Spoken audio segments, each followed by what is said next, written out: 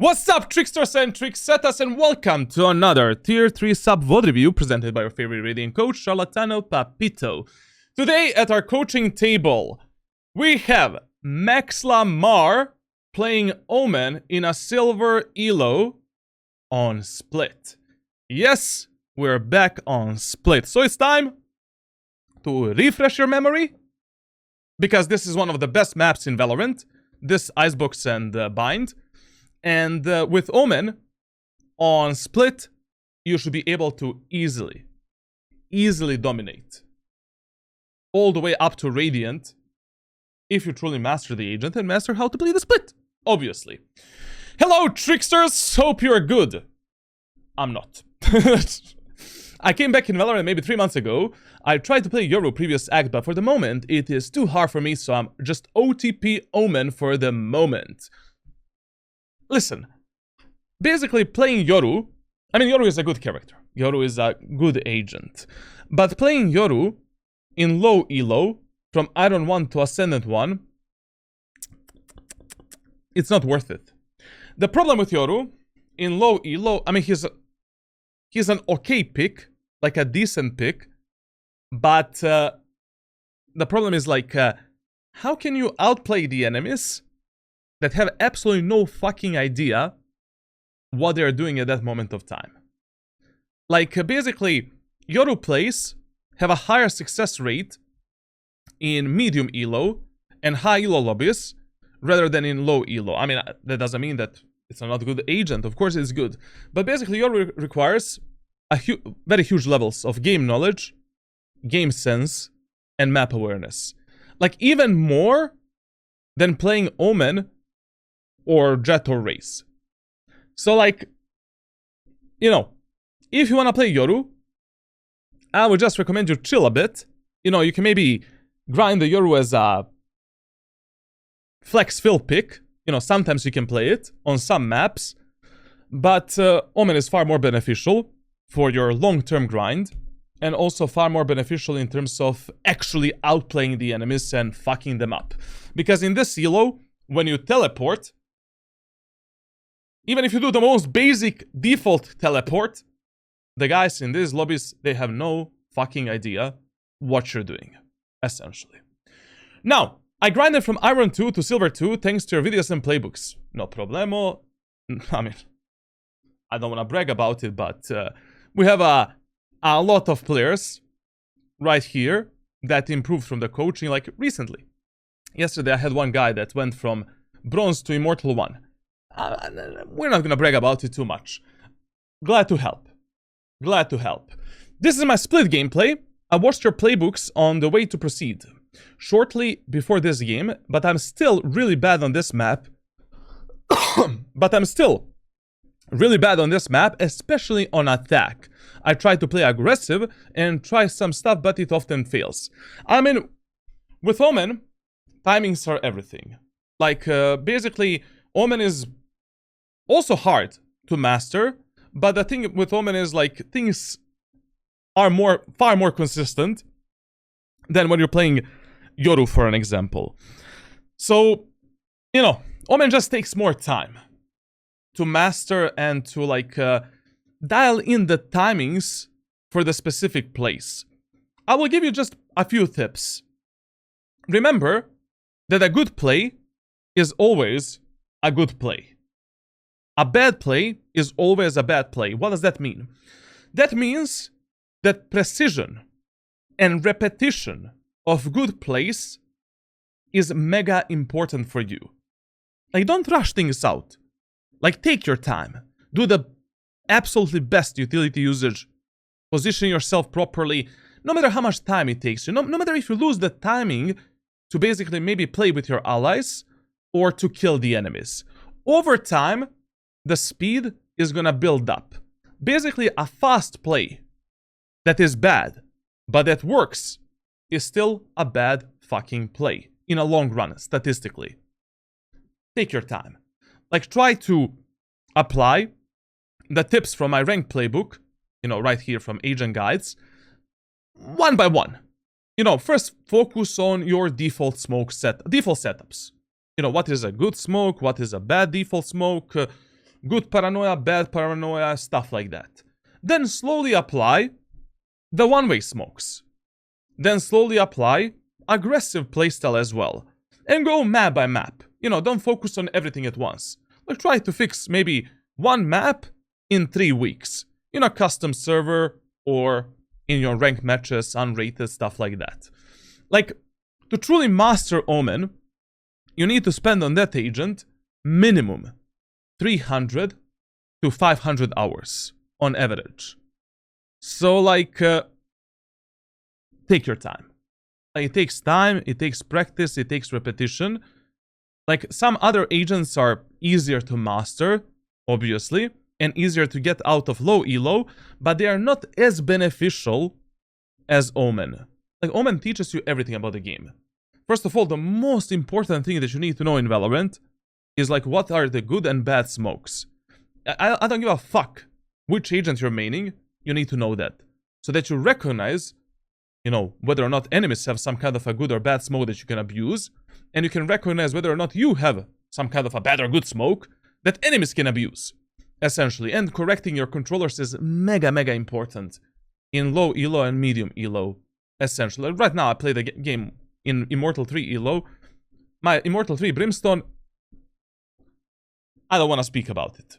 I don't want to speak about it. Like, there's no fucking way you can reach Immortal 3 without knowing what is a good and bad smoke, essentially. Take your time. Don't give up. You know? I truly believe anyone can master the Omen. Like, because he has multiple playstyles, essentially. You don't need to be aggressive always. You don't need to be passive always. Like, there's always some kind of a sweet spot, sweet middle, essentially. Now, my mechanical skills, especially when it comes to aggressive plays, they take time. Like, they take time, like, to dial in, you know, especially what you need to develop when you're going for the aggressive plays is good map awareness. Like, you need to check the minimap very often before you go for some play. Now, my mechanical skills are poo-poo caca. Especially in this VOD, if you have any recommendation on how to fix this, I would like it. Brother, we can speak about mechanical skill in Valorant for days. And we can speak about, you know, game knowledge in Valorant for years, essentially. Like, after we watch this VOD review, I'll share with you some kind of a training, general training, and also some kind of an aim training. And no matter what I share with you, your aim is gonna get better minimum 20 to 40% in the following 2 to 3 months. Especially at this silver level. Now, I have a very low headshot percentage, around 16%, and you know, that is bad, obviously. I mean, aim training doesn't, pardon me, headshot percentage doesn't matter that much. Like, what is very important in Valorant to master is variety of weapons to abuse, and also the variety of weapons and gunplay. Gunplay is mega important. Like, you don't want to always go for a headshot. Like, with different weapons, we shoot in a different way depending on a scenario, your HP, enemy HP, stuff like that. I'm aim training every day, feeling a soft difference, but I guess it will improve after several months. Listen here. There's also a good and bad aim training as well. Wow, surprising. Now, listen. Like, no matter what type of aim training you're doing, very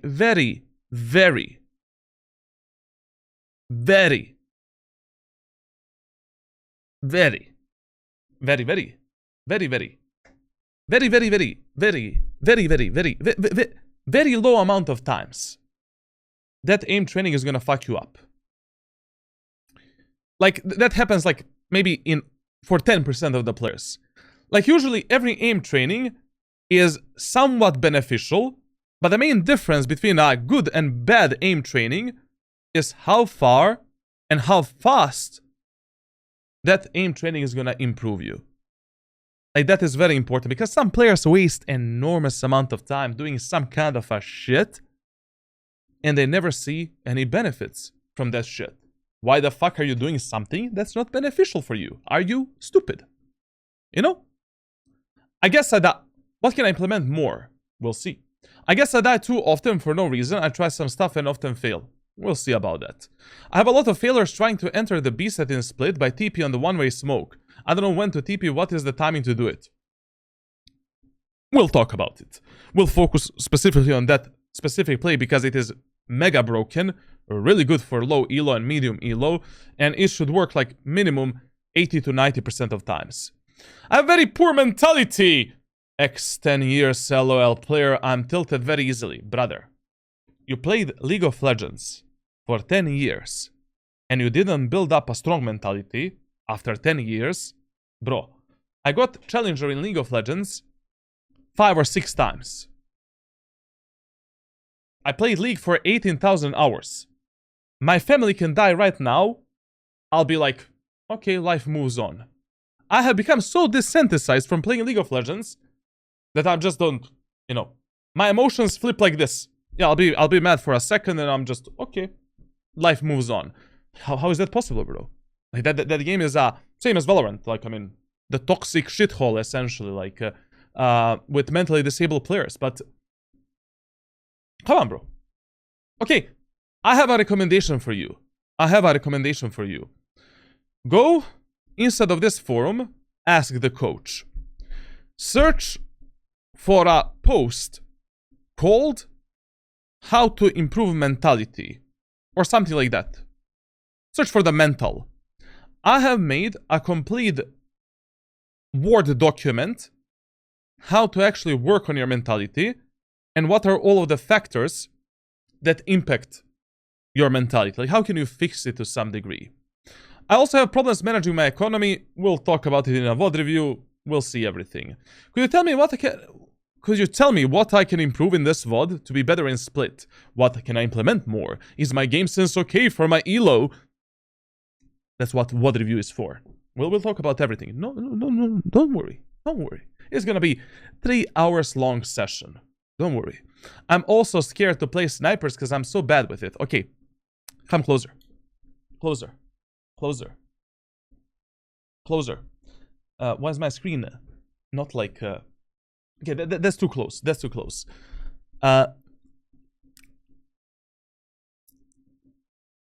Who are you afraid of? You're playing in a silver 2 elo.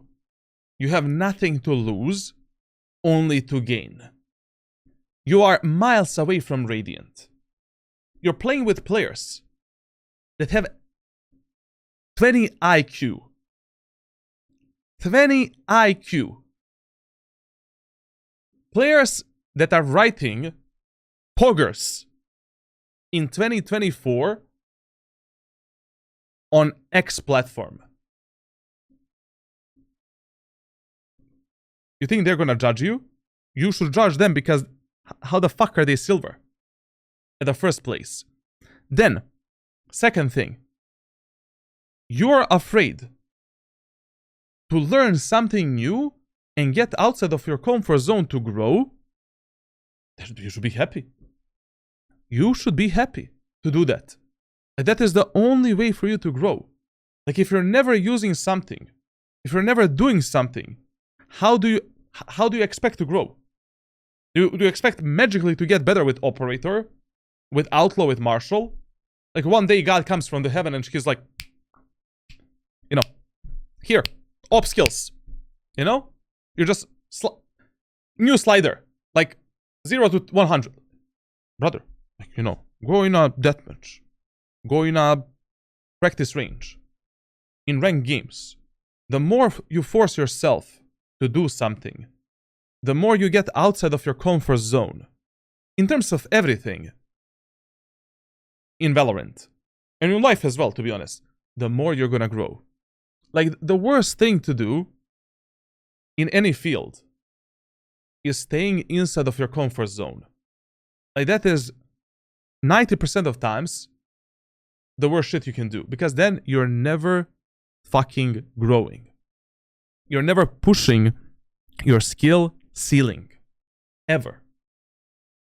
Like, you should be like, oh, this is fun.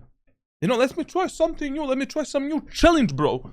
You know, let's try to reach only gold with only snipers. I don't know, like, don't do that, but you get the point. Like, there's no one to judge you right now. Like, you're not allowed. You're not allowed to judge yourself even. Because obviously you're bad. You're in a low elo. You're growing now as a player. And there is not a better moment of time to grow as a player when you're in the low elo lobbies. Like, there is literally, maybe the best moment of time is like when you first pick up the game. You know? But even if you're stuck down there, that's amazing. Learning opportunity everywhere. You know? Enormous amount of content, shit that you can use to grow, rank up, like diversify your playstyles, utility usage, guns, gunplay, like, don't be scared. Fear always prevents the growth. Like, how many times in your life you've been like anxious or afraid to do something and then you regretted not doing it? Probably a chunk of time, like 10 minimum, like 20, 30, I don't know, like we're all different. Same goes here. You will regret it. You know? Once you reach medium elo lobbies, for an example, like Ascendant, Immortal, you'll be like, man, it would be really good if I knew to play Operator, but I'm still shit with that weapon, you know, like, and, the rounds will come. The rounds will come.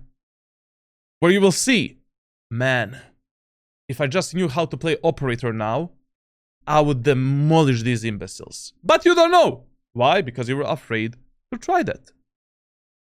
You know? Think about it for a second.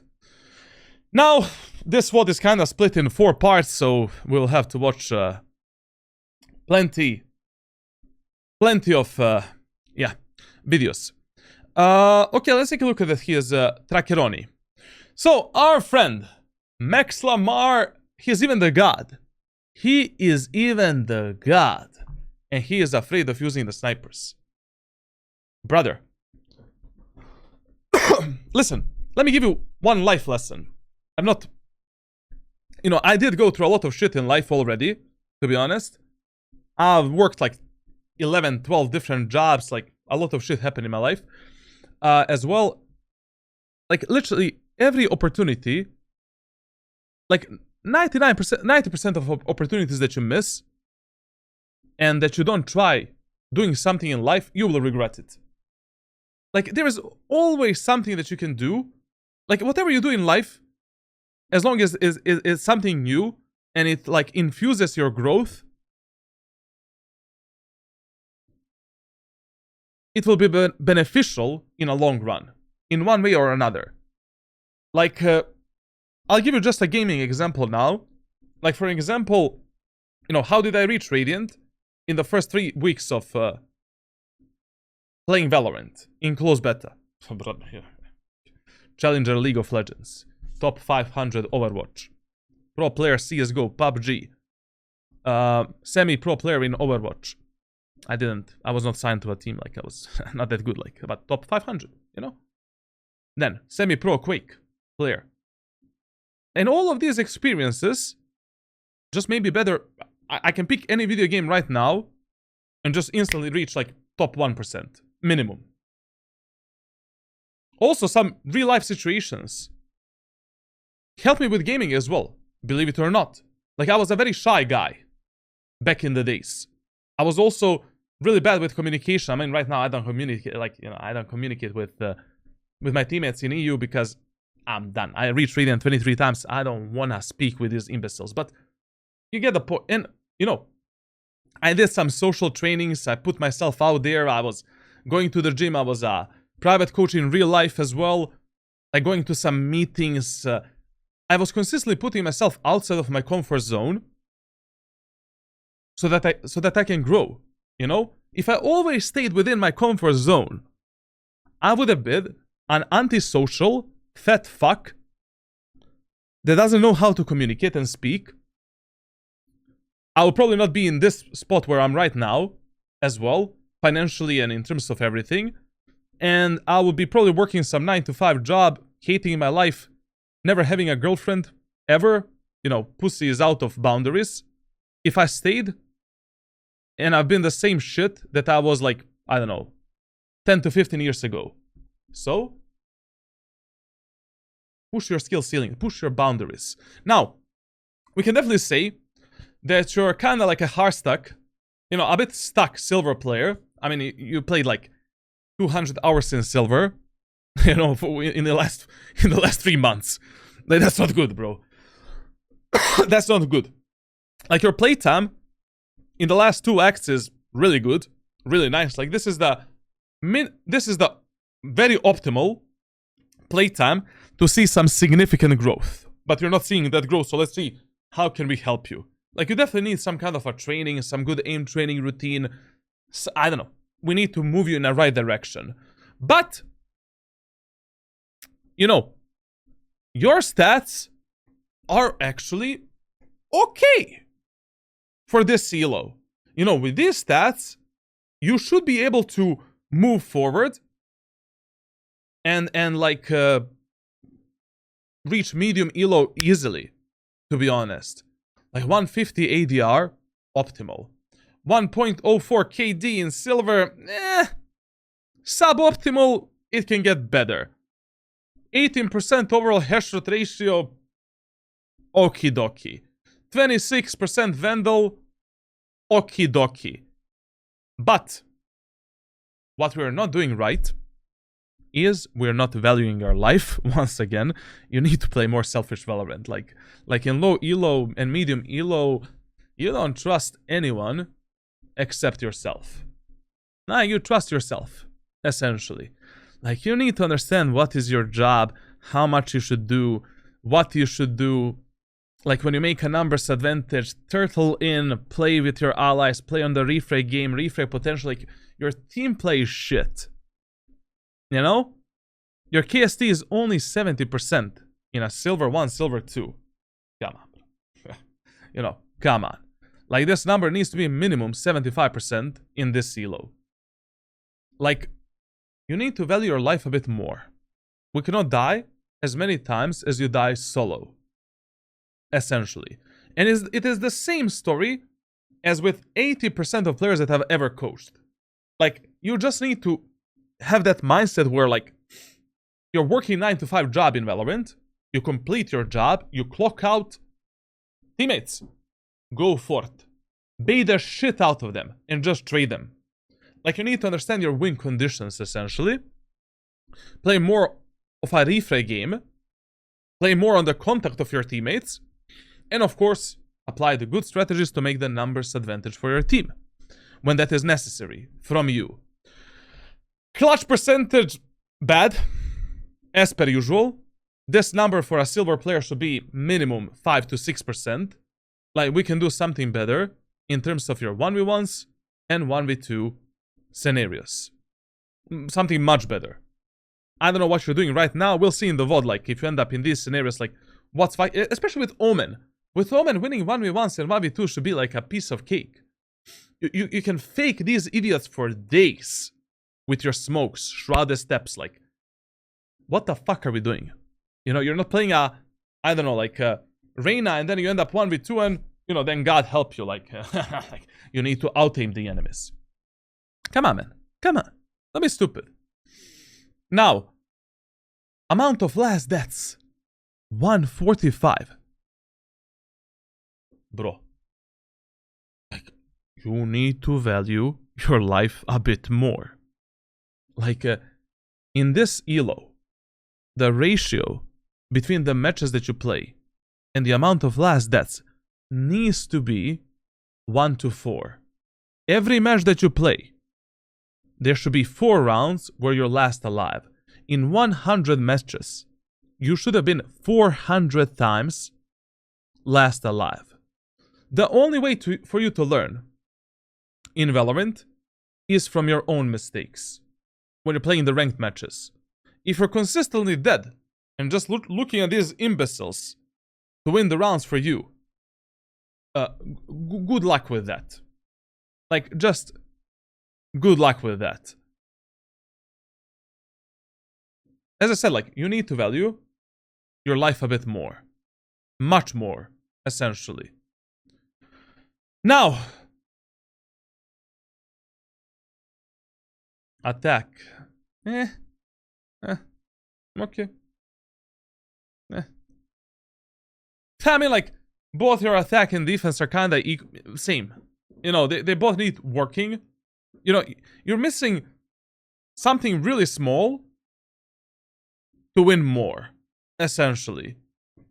Like, you really need some small adjustments in your gameplay. Like, that's how this tracker looks like. Like, basically, you just need a little push in a good direction, and you will easily get to the medium elo, to the platinum, diamond, ascendant, etc., etc. Like, this is not that bad. But on both attackers and defender side, you're lacking better team play, better refrag game, and staying alive a bit longer. So we can actually close out the rounds ourselves. Now, I mean, you're just spamming Omen. Sure, fine. Like, just do that. Why not? Like, I mean, cool. You know, it would be good until Ascendant 1. If you get one more main agent, at least one more, you know, that you can spam together with Omen and to expand yourself a bit more and experience different side of Valorant. But, I mean, for now, you can do this because, as I said, like, Omen really needs a lot of playtime to master that agent. And in this elo, it really doesn't matter on which map you're playing Omen, like, it really doesn't fucking matter. Like, it can work on all 7 of these maps that you've played. This act, like, just you know, how you play him is very important. Now, holy macaroni, man. Like, you perform really well in some of the games. And we still lose them. Somehow. Interesting. Okay. Listen, man. Like, when remaining dive agents, especially a smoker such as Omen with a teleport abilities, it is criminal not having at least 1 KD in eco rounds with those type of characters. Brother, Kabi position smokes, aggressive plays, Shorty exists, Bucky exists. Like, you need to find a better way to be more of a useful ally in those eco rounds. Eco rounds are very important, even though, you know, they're kind of like an auto loss most of the time. They're still very important because if you're winning eco rounds 20 to 40% of time, which is possible, that can break enemies' economy and enemies' mentality a lot. And also, you know, not taking at least 1 kill during those eco rounds and trading yourself a bit more is really, really bad. Like, both your semis and ecos need to get a lot better, like, if you want to move forward consistently. Oh. Wait. Wait, you're a silver player. So we're playing in silver in low elo. And you have 1100 kills on Vandal. And the second most used weapon is a classic pistol with 150 kills. Brother, in this elo, like, you would have a higher win rate if you just abuse the Operator, Outlaw, Judge, Odin, Bucky, Stinger 90% of times instead of buying a fucking Vandal. Of course, that doesn't mean you should do that. Obvious, like, don't do that. But you need to think more. Ask yourself during the rounds, like, which gun right now will counter the enemies, give me the highest chances to win this round, to make a numbers advantage, and to fuck up the enemies. Like, you cannot play only Vandal. You know, Shorty, primary, secondary weapon, one of the best eco weapons, like, us alongside, you know, Stinger and Bucky. Operator, Outlaw, start using them. Okay, you will lose 100 rounds because you're shit with Operator and Outlaw, but as your static aim is getting better, as you're dying a lot of times, as you're learning why you're getting punished, 101st time, you will start getting the kills. Judge, split, ascent, bind. In the same queue with the sunset. Defender side. Pop, pop, pop, pop, pop, pop. Easiest kills of your life. Odin, paper maps, Ascent and Haven, Lotus. You don't even need to see the enemies, you're gonna kill them. The easiest way to get Radiant in Valorant is by diversifying yourself in terms of weapon usage, abusing every single fucking shit that is good at that moment of time to reach Radiant. And diversifying your playstyle as well at the same moment of time. The hardest way of reaching Radiant, relying on your mechanical skill 24/7 and using the one-tap weapons only, you know, Sheriff, Vandal, Guardian, that type of shit. That doesn't mean you should not get better with them. That simply means that it's a harder way to reach Radiant. Like, you're playing Valorant in a hard mode instead of playing it in an easy, smart mode, essentially. And that's gonna be it. So, for this tracker review. Okay. Interesting. I cannot wait to see what type of shit I'm gonna see on Split. Omen Split Silver 2 lobby. Let's do it. Okay, now let's start with a VOD L review. We are Ona, defender side of Split. What do we do on Split and how do we play this map on a defender side in ranked solo queue? Your default bomb site and number 1 priority is A site. Number 2 priority, B site. But this is a fast rotation map. What does that mean, Charlatan? That means that you value team play over the map control. Basically, on this map, you don't give a shit about defending the B sets and A sets alone.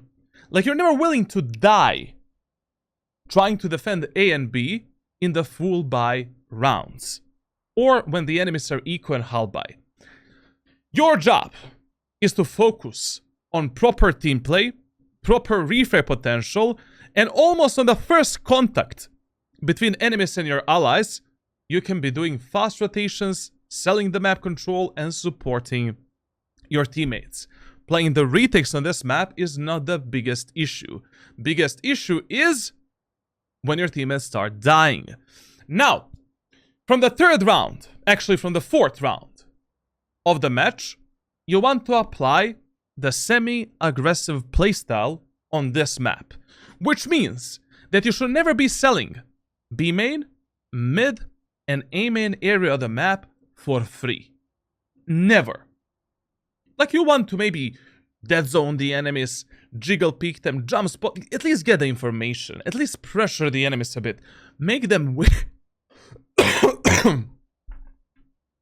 Oh, I'm gonna die.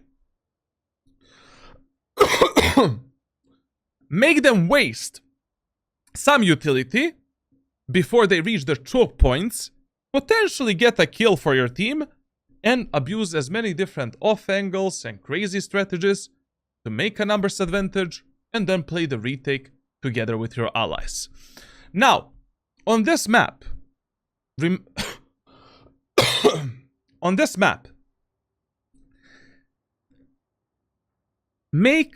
make sure. Bro,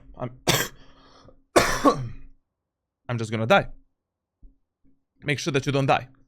On this map, remember that you value the control of B tower and A tower over the control of B site and A site. Whenever your teammates are having a hard time defending B tower or A tower, or enemies are splitting the B site and A site, make sure that you're primarily fighting for this and for this. And with Omen, that is quite easy because of the smokes, because of the teleports. You can come to help to your allies really, really fast. Once the enemies take B tower and A tower control, the rounds become much harder on this map. Your teammates can make more mistake. Enemies can lurk, flank, surprises on timing. God knows what your teammates are gonna do as well. So, that is how we play Split on a defender side. And 2 more general tips. First round, we're always playing on A site. And the second round, we're always playing on B tower. Basically, whenever enemies on the attacker side are eco, halby, or bonus, you start on the B tower, and you're playing fast rotations between B and A, essentially, and trying to control the mid and B tower area of the map. Because on this map, whenever enemies are eco, halby, or bonus, chances are above 80% that they will try to do something either on the B side or in the mid area of the map. And that is going to be the first contact between yours and enemy team. And as a final note, when you're playing Omen, it is very important for you to pay attention what your teammates are doing at that moment of time. In the last 10 seconds of a preparation phase, you always take a sneak peek at the minimap, and if your teammates are aggressing something, support them. You know, your teammates want to peek the enemies in B-min, and they're fighting for B-min. Give them the one-way smoke up here. Your teammates want to fight aggressively for mid. Give them a one-way smoke right here, or a one-way here. Or this smoke, so we can take the mid control and the sewers control, for an example. Your teammates are fighting A-min. Give them a default smoke, so they can take this position and maybe outplay the enemies through the actual smoke. Now, how do we play the first round with Omen on split? Obviously, classic pistol shorty strategy. Basically, you start your round on the left side here, never on the right side, always on the left side, because it's more unpredictable that you will play in this corner. You buy the classic shorty, light shield, and one shrouded step, or you're buying a classic shorty, two smokes, paranoia, and one shrouded step. At the start of the round, we pick up the shorty, and we're preparing this type of a smoke. The smoke should have a cubby position right here, and it should be touching the edge of this wall. So this is the perfect smoke for this specific strategy. We're using this cubby position to dodge the enemies pushing in, the enemies that are spamming us, and also to dodge the enemies' recon abilities and flashes. And then we are entering the smoke at the right moment of time to kill the enemies. And then if you get, let's say, enemy jet or neon slides or dashes in, and you're in a pinch, we can always safely teleport on tower, because that is the default smoke that enemies are probably going to use when they're pushing onto the A side. Or you can basically isolate one group of these enemies and try to kill them. A lot of the times also what I do after I get the kills here, I simply do this TP. And if this works 50% of times in Radiant, probably in your Ela is going to work like 70-80% of times. There's a lot of things you can do, like you have shit tons of utility, close range weapons. You can trade yourself for a minimum like 2 or 3 kills while you're doing this strategy. And this strategy you can also do in eco rounds, halby rounds, bonus rounds, like whenever you think it's gonna work. And in the first round, you know, on the first contact between yours and enemy's team, you're rotating super mega fast. Let me check something like Riot Games. Just send me some promotion, like what the hell is this, bro? Okay, let's see what our friend Macklemore is doing. Okay. Listen. On split, you should never, ever start in vents.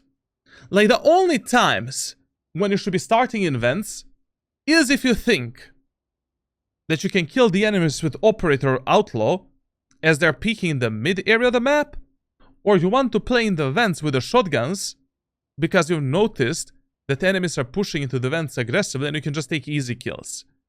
Like, whenever you're starting on mid, you mainly want to start towards the B tower. But in the first round, you should always gamble and start on the A side, because A side is our higher priority. And 60% of times in the first round, in ranked solo queue, enemies are gonna push A in the first round. Like, in vents, you should only be starting when you notice that enemies are really fucking us up on mid, and maybe you can counter them a bit or kill them with some crazy strategy. Maybe with the shotguns close, or, you know, you have some kind of a counter to how the enemies are playing. Otherwise, never. Like, you're just gonna get smoked off. You're gonna get walled. You're gonna get bombarded, pushed back, and your teammates are gonna be cooked on B tower and B set. And anyways, as soon as you finish fighting the enemies from vents with Omen, you should instantly teleport towards the B tower to reposition yourself and play with your allies on B tower defending mid.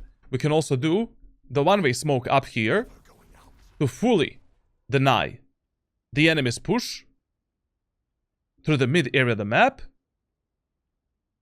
And that's it. Is playing Shorty Classic on A set better than supporting our ally playing at A tower on the first round? No. Listen. In the first round, if you're playing this classic Shorty strategy, and enemies are not pushing through the A main area of the map, but all of the enemies are pushing tower, you instantly take the classic pistol and you teleport tower to support your allies. Like, you're always prioritizing tower control over the A main control, no matter what you're doing at that moment of time. This is terrible. Like, in a first... Oh, what is this? Listen, with Omen, when you're playing classic pistol Shorty strategy, you only have two buy options. You buy a Shorty, classic light shield with 1 shrouded steps, or you buy the Shorty, classic, 2 smokes, paranoia, and 1 shrouded steps. Like, when you're not buying a light shield, you always prioritize paranoia over 2 shrouded steps.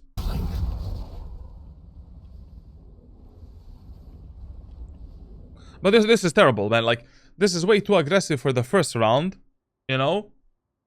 Like, there's no way I would play the first round like this. If you already wanted to play, you know, classic Shorty somewhere in the first round, I would definitely play on the B tower. Like, basically, I would drop the Shorty here, jiggle pick the mid area of the map for the information, baiting the enemies to come towards me, and then I would use this type of a smoke to play inside of it with the Shorty. I can dodge the enemy's utility, pop in, and take easy kills. And this is also the strategy that you can use in eco rounds, hull by rounds, and whenever you're playing some kind of a bonus on B tower.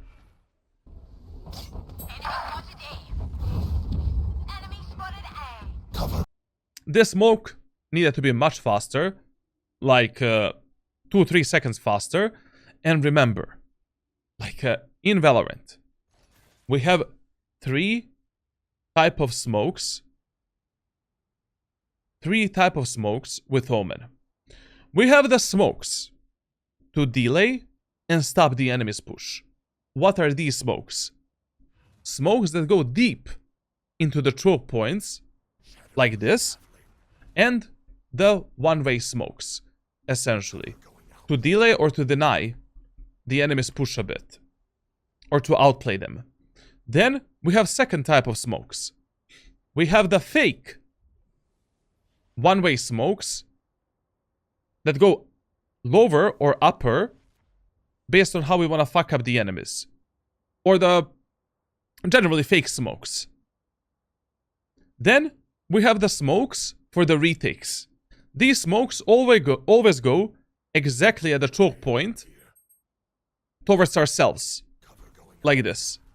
And then we have cubby position smokes, such as this one, where we want to play around the smoke in some kind of a corner to dodge the enemy's random spam and utility and surprise them with a close range weapon instead of the smoke. This smoke here is terrible that you gave to your allies. And also we should have picked up the classic pistol. Now we are retaking the A site. Going out. Like, listen, like in the first round, whenever enemies, you know, you play classic pistol Shorty strategy, and enemies are not coming in an area of the map where you play the classic pistol Shorty strategy, always like pick up the classic for the retake. Don't stay with the Shorty.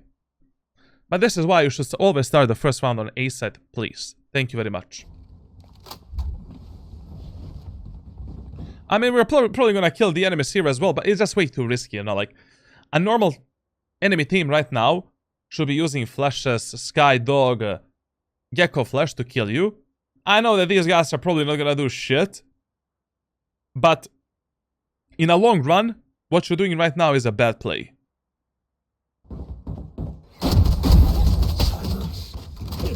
I mean, here you should not have been alive. This was an okay play. You know, it's okay.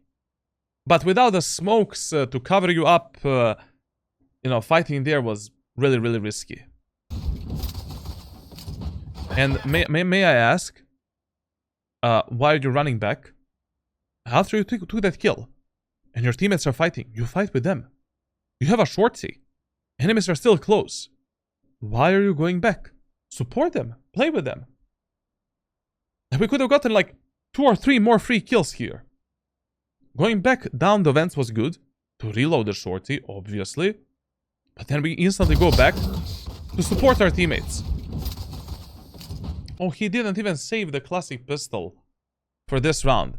Listen, when you're playing a classic shorty, like, you always start the round with a classic in your hands, and then you pick up the shorty. So the classic stays on the ground after the round starts. I don't know why did you here leave your allies, like, like both Raze and Yoru. Oh, Dinger, take over the private game sub, man. Both like Yoru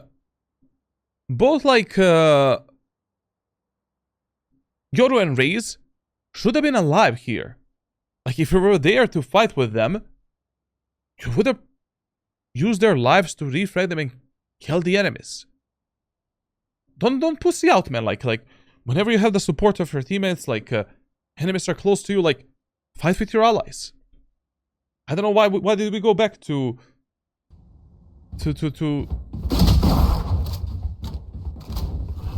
cover going out.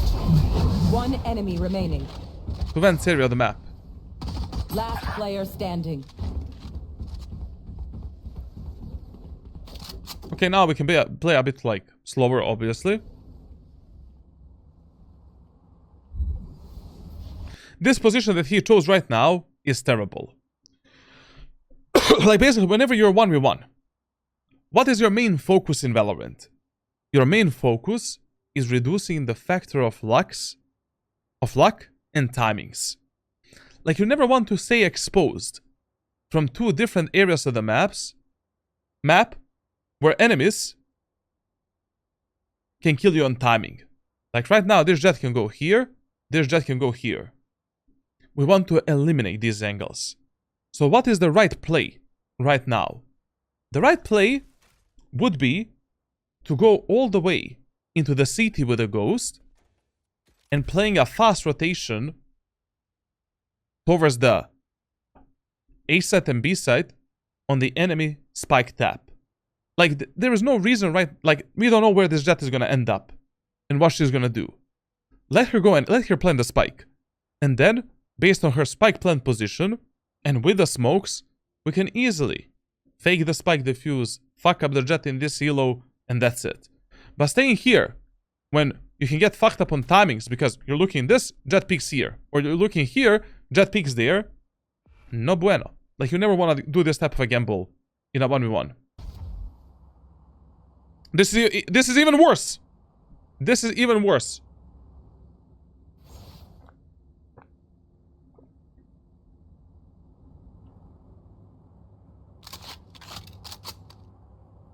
"30 seconds left." This is okay.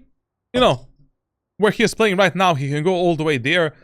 This is a full gamble onto the A site. Yeah, it is also fine to do. You know, doing a full gamble onto the bomb site where you think this enemy is going to end up. But it's too big of a gamble because if Jet plants on B, she can take a lot of the space in the CT and B tower, and she can fuck us up on timings, and, you know, it's all harder retaking the site then. Okay, still better idea than standing up on the rafters and dying on timings. It's okay, but let's be honest. This round could have been 10 times easier if we didn't fucking pussy out and we played with our teammates. Imagine that. Now, literally, it doesn't matter what happens in the first round. Second round of split, you're always playing and gambling on B tower. Now, if you win the first round, you have plenty of different options. Like, you can buy a outlaw with a light shield or heavy shield and utility, and just guard the mid area of the map with outlaw. You can buy the judge with a heavy shield and utility. Jiggle pick the mid area of the map, bait the enemies to come towards you, do this type of a smoke, shit onto the enemies. You can buy the bulldog with a heavy shield, or stinger and shorty as well. All 4 of these buy options are fine. It's really what suits your personal playstyle a bit better. Probably in this elo, just winning the round with the judge is far easier, like, or stinger and shorty, but it's really up to you. I mean, outlaw is also great to break the enemy's economy. Now listen, whenever you're defending, or your teammates are defending passively, mid-area of the map without the sage wall.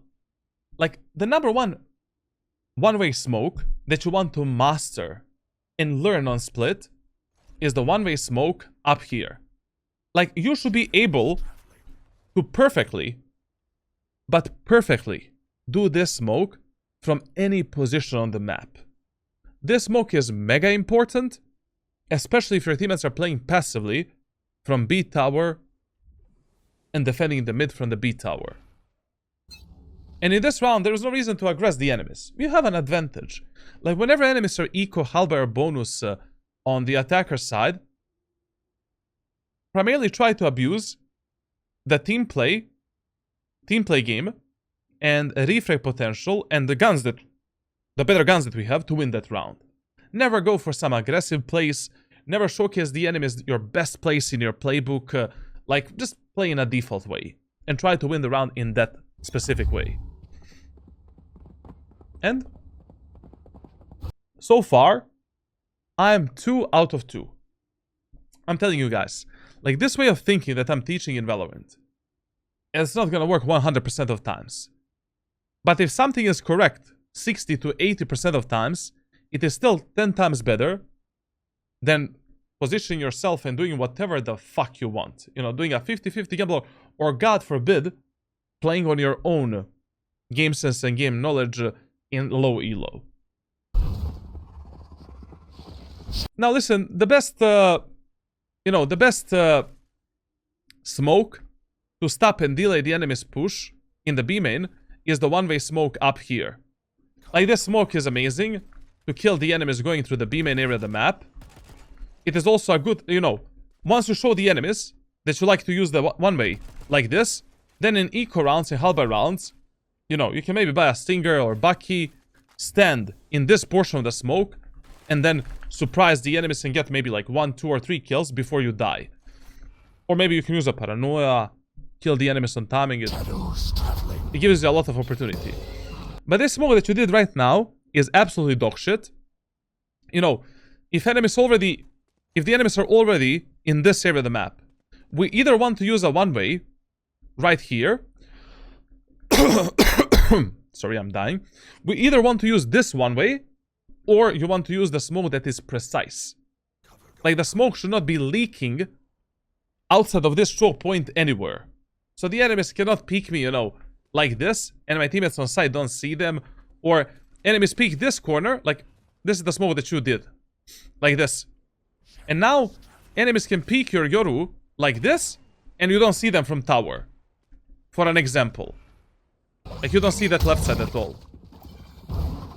And obviously, dropping down right now is a good game decision. Like, we need to support our Yoru with a ghost in a second round. Like, when are players in Valorant gonna learn the proper economy management? Like, you win the first round, second round is always a full buy. Like, it is not worth risking losing the second round and playing it with a fucking sheriff, ghost, or classic pistol. Like, bro, you didn't win the first round just to lose the second round. Now, we stop this VOD at the perfect moment of time. Like, whenever your teammates are fighting the enemies, and you can support them with a paranoia. Like, Instaflash. Like, here, Paranoimus Rex, your Yoru is killing Jet, Gecko, Sage. You're also killing the enemies. Like, this is an insta-Paranoimus Rex. They never want to buy. Listen, in the first 4 rounds of a match, you're never following the economy management of your teammates. You should always follow the general good economy rules in Valorant. You know, only from the 5th round, you're adapting your economy based on what your allies want to do. Here, this is a huge mistake. Like, you know, first of all, doing this mode that you're doing right now is pointless. Remember that whenever enemies are eco, like, you already have an advantage. You have better guns than them. You don't need any specific utility to fuck them up. Like, in these rounds, you should rely only on the most necessary utility to take the kills. And you should not be complicating the rounds too much. The more you complicate these type of rounds, the less success you're gonna find. Like right now, Paranoia is plenty enough to take 2-3 kills and to close out this round. But this smoke is mega dangerous because you're allowing the enemies to close the gap with you and to triple shot you with a stupid classic pistol. Or to peek you on timing and maybe kill you like this. Never mind. Now, listen. There's no reason for you to teleport. You have a support from your teammates from the CT area of the map. We have the smoke here. Like, all you need to do is stay in this area of the map, guard the smoke, while your teammates are protecting your anal cavity. This teleport, Sudoku. Enemy jet is on the right side. Enemies are moving in. Like, very, very bad teleport. No, there's no reason to teleport anywhere. You should have just played fully passively. Fully passively. Chill. Wait for your teammates to start moving in. Give them the paranoia. Kill the enemies. Spike down B.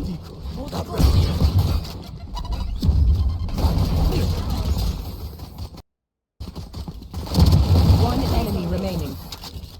Okay, we know that the jet is backside. Peek together. Okay. Okay, ending of the round was okie dokie. Okie dokie. Just that smoke was mega dangerous. Like, it was so unnecessary, essentially. And you missed the timing to flash the enemies and kill them. Now, how do you position yourself in a 3rd round of split? Well, based on what enemies did in the first 2 rounds.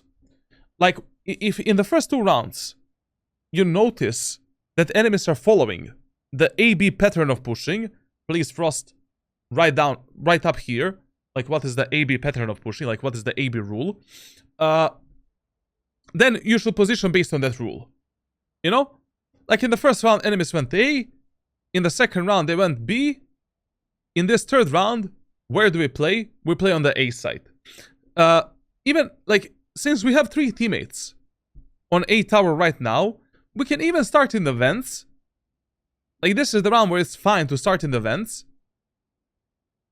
And to be ready to support both your Yoru and your teammates on A side as soon as possible. And I would definitely be doing the A main smoke for my teammates on A. Because they look like the aggressive gorillas that they will be fighting right now. Which is really stupid. Giving the enemies solo picks like this. So, listen. In the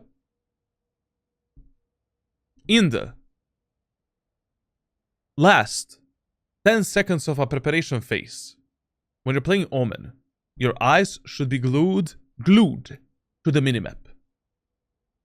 You need to support your allies with your flash, with your smokes, period. Like, this is gonna be interesting.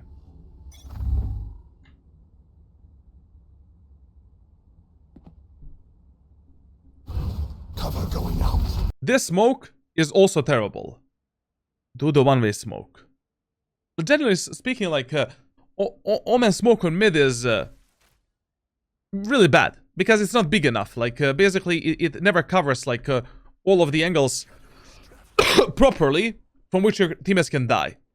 The best shit that you can do is something like this, that is more towards yourself and your allies. But even this, like, has a gap here where enemies can pick your allies in the vents and try to kill them.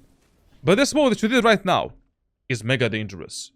Like, we cannot play around this smoke, we cannot play inside with this smoke. Like, in this round, if enemies are going mid, do the one way, or we can bait the enemies, you know, make them think you only have a ghost. You know, do this. Bop, bop, bop, bop. We don't commit to the fight. We bait the enemies to go tower. We're just fighting for information. Then we use this smoke. Get in a smoke with a stinger. Get into this corner. And then... we kill them. But this was such a fast smoke. For absolutely no reason. With zero information. Very dangerous smoke as well. Because... just look how this smoke looks like. Like you're giving the enemies a timing to wrap you like this. Or to go into the vents. Brother. Like, this smoke doesn't exist. Sometimes doing this smoke is okay when, you know, like, if enemies smoke you here to go vents, you can do this smoke to potentially outplay the enemies and fuck them up. You know, with the close range weapons. But otherwise, like, not the best idea. Once again, here you should have done the one-way smoke. And, like, basically, you know, when you're stopping and dealing the enemy's push, we do the one-way here. We do this smoke, or we do the one-way up here. And now listen, enemies are pushing the B site. We have a close range weapon. We're playing a bonus round. Whenever you're playing eco rounds and bonus rounds, with those halt-by weapons, be more like an aggressive gorilla. You know, try to take the kills and try to be more like a kamikaze before your teammates start dying. Like here with the Stinger, we cannot fight any long range or medium range fight. Like as soon as you saw the enemies pushing B site, you should have done this smoke and then instantly reposition towards the site, and then we can do this smoke to outplay the enemies, you know. We can maybe peek the enemies on timing, with a paranoia, kill them. They have a Sage as well. Like one of the best smokes to protect the B site, when enemies have a Sage that is doing this wall, is basically just smoking the front of the site like this. Same as we do on Haven C site. To give our teammates opportunity to outmaneuver the enemies and fuck them up. As they're getting out of this smoke. And sometimes you can play with this smoke, you know, to create some cubby positions, to play around it, and to TP behind the enemies and stuff like that. But you should have been on the site 2 seconds ago, 3 seconds ago. And not on this position, but you should have been on the actual bomb site, or right here. And then peeking the enemies on timing and with the paranoia and with your utility. One enemy Good repositioning here. I'm surprised. Very nice. remaining. Very good that you changed your location there. Okay. You died last. This one could have been a bit better. But, okay, you understand what you're lacking in your gameplay, you know? Like, you need to think more before you decide to use some piece of utility, you know? Like, and you need to start repositioning a bit faster to support your teammates. And you need to pay more attention on the fucking minimap, essentially. Now, in this 4th round, I would apply the rule of fear. Now, please, Frost, write the rule of fear on the screen right now. So basically, we fucked up the enemy's push on B site 2 rounds in a row. Chances are mega high that enemies will either go mid or they're gonna go A. So this is another round where I would actually start around the vents. So I'm playing a fast rotation towards A to support my allies, but also in the same time, I can maybe do some, you know, I can teleport towards the B tower if the enemies start going mid to deny their push through mid, to stop them, and to guard the mid area of the map. But here, starting on the B tower, like, you know, not the best game decision ever. And the reason why I would not start on B in this round, like, literally, you know, we have 2 teammates on B. You know? Like, Our teammates are not that bad. We can trust them a bit, so it's okay. We're going out. And listen, especially with a close range weapon, like, you don't want to risk this type of a peek. It is not worth it. If you have a close range weapon, just play from the B tower, jiggle peek that angle, and bait the enemies to come towards you, and then use the smokes to outplay the enemies. Like, this was not worth it at all. Like, we lost the timing to pick the mid area of the map and to get that information. Anyways, we have a stinger, we have a shorty. Like, if enemies were, let's say, here, peeking you, late, you would have been dead. Like, it's really hard for you to take that fight with a stinger. You should have just played from the vents, jump spotting the enemies or jiggle peeking them, and then if you see the enemies going mid, we can use a smoke here, or a one-way smoke, teleport tower, and from tower, defend the mid area of the map.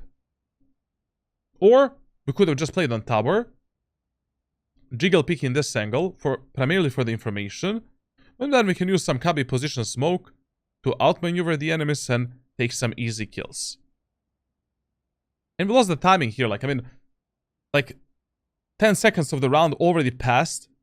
Like, oh, you know, if enemies walk up here, they can easily kill us. Like, you need to be aware of these timings. Like, whenever you're peeking some angle or re-peeking some position, ask yourself, like, what type of timing enemies could have got to fuck you up right now? You know, could they have walked up to the spot where you're playing right now? How much space they could have taken? Stuff like that. You need to be more careful.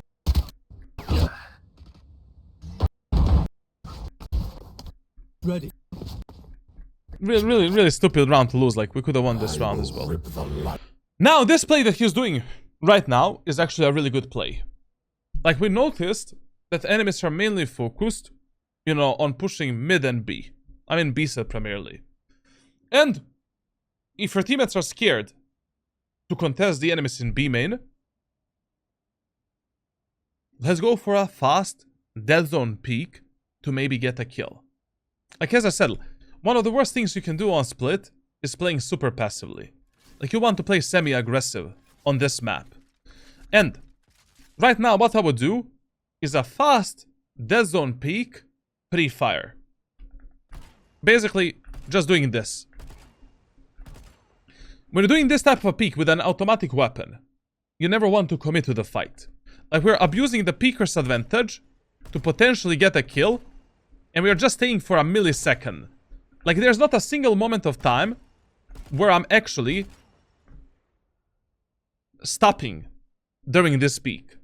And if you're peeking the enemies with the snipers, you always want to go for the fast crouch peek with a pre-scope. Try to micro-correct yourself here, take a kill, and then we go back on some secondary position. We can, once again, use this smoke, take this off angle, kill the enemies. Then maybe we can go on an off angle, take another kill, then we can reposition to the site, stuff like that. Hide from them. Ooh, brother, like that. Brother, like, we cannot do the Grandma Josephine peek in the B main area of the map. You're in a huge angle perception disadvantage. And if enemies are holding you, you should be dead 9 out of 10 times if you go for a slow peek here. This peek should always be a fast, dead zone, pre-fire peek based on where you think the enemies are at that moment of time. And you're never committing to that fight. Like, it should always look like this. And that's it.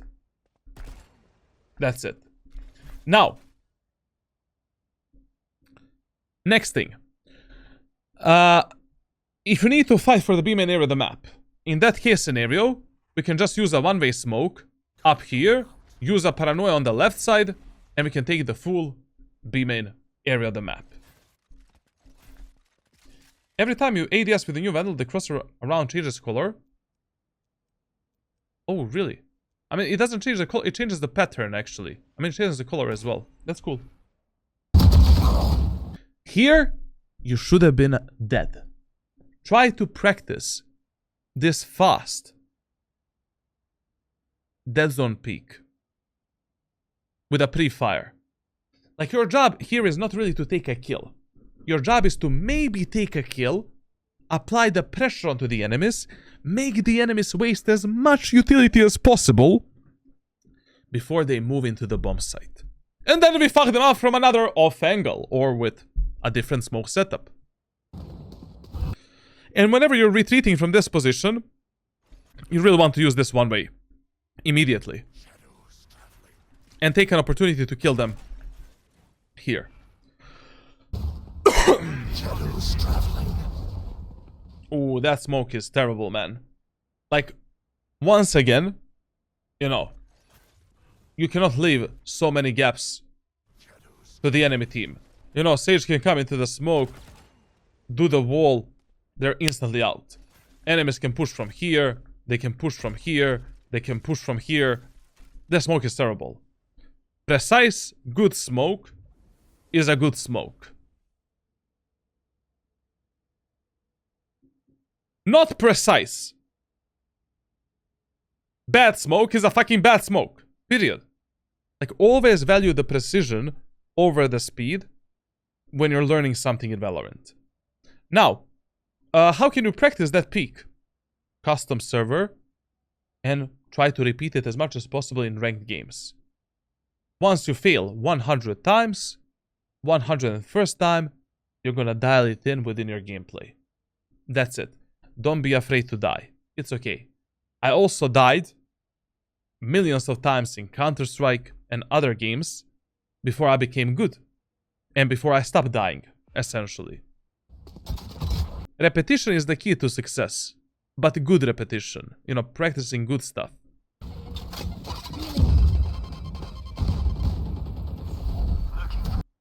And based on your gameplay, like,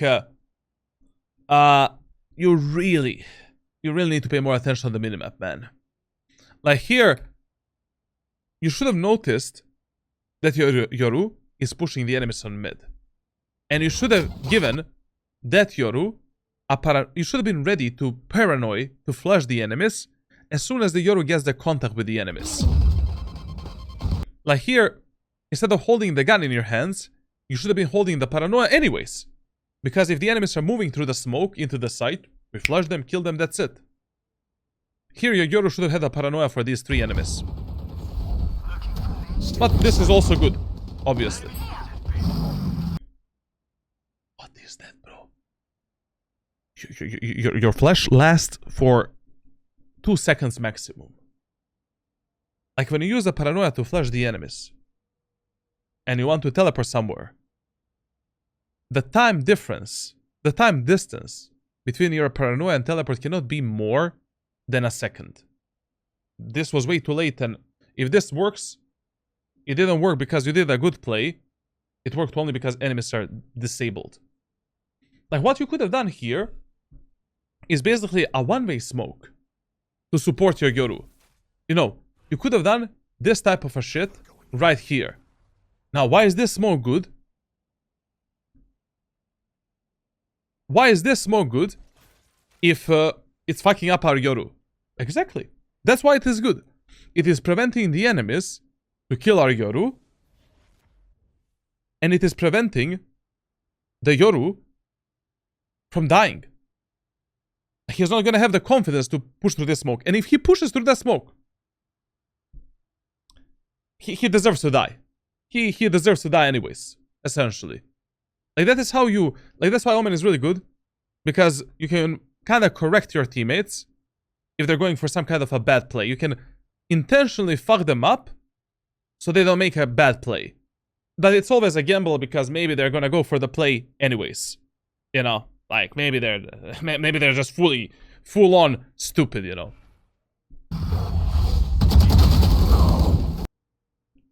Bad play that worked is still a bad play. Remember that. And also, that was a complete unnecessary aggression. Like, you really need to dial in your gameplay, man. Like, if I make a true numbers advantage, and we are playing a full buy round, so basically, like, you're 5v3, 5v2, 5v1, 4v3, 4v2, 4v1, 3v2, 3v1, 2v1. Bait your teammates, trade them, and play on a reframe potential. Period. Play with your most aggressive allies that have the highest chances of dying at that moment of time and support them. That's it. Yoru will peek out, die, and flame you for one way. It's okay. I mean, if your teammates are flaming you for a good play, they're mentally disabled and they deserve to die. Like, you just mute them and that's it. Like, move on. Not looking. Send them my YouTube channel. Now, in this round, to be honest, like, playing on the A side is absolutely fine. We have two teammates on B tower. We have Yoru in the B main area of the map. You know, your positioning right now is actually really, really good. Like, you know, when on split, whenever you have no idea where the enemies are gonna go, just play on the A side. You know, play on the A tower and defend the A side, and just play fast rotations towards mid and towards the B side. But here we have one problem. Our Yoru is speaking alone the B main area of the map. You should have given that Yoru a one-way smoke for the B main that I've showcased you earlier on.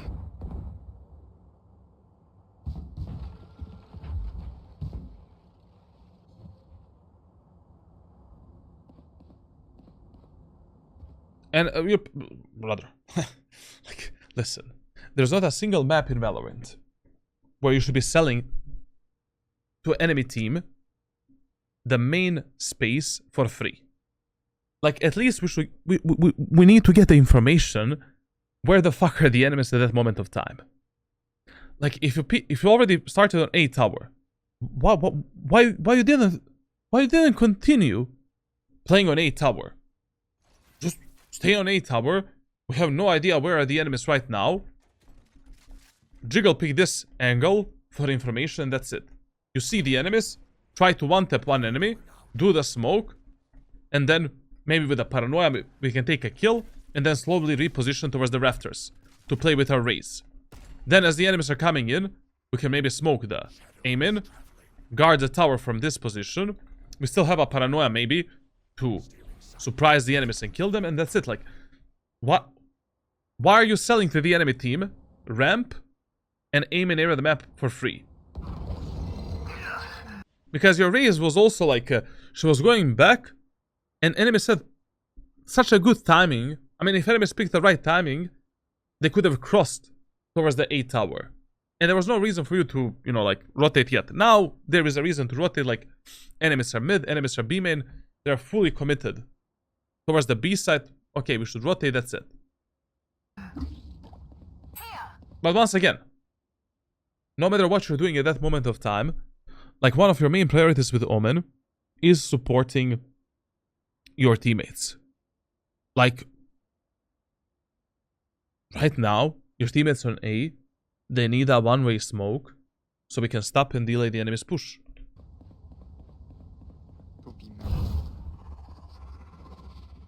This smoke is shit. Shadows traveling. Doesn't do enough. You're basically giving enemies a lot of the space in this, like, in this area of the map here. Push them back, you know, deny everything from them. Bam. Vandal or Phantom? Personal preference, it really depends what suits your playstyle better and with which weapon you perform better. But you should learn and master both of the weapons equally.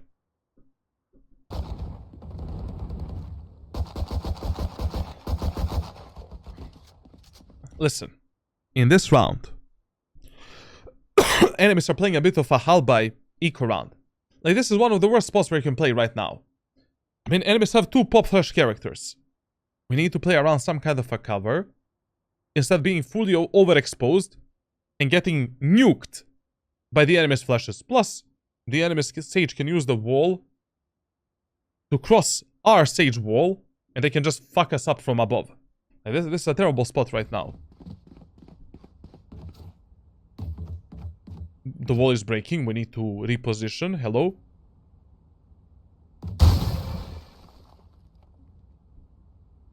Okay. That was crazy. Listen.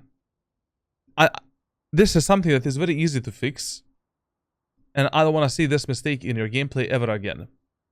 Whenever you're rotating from location 1 to location 2, your crosshair should always be placed on the most probable angle from which enemies can kill you at that moment of time.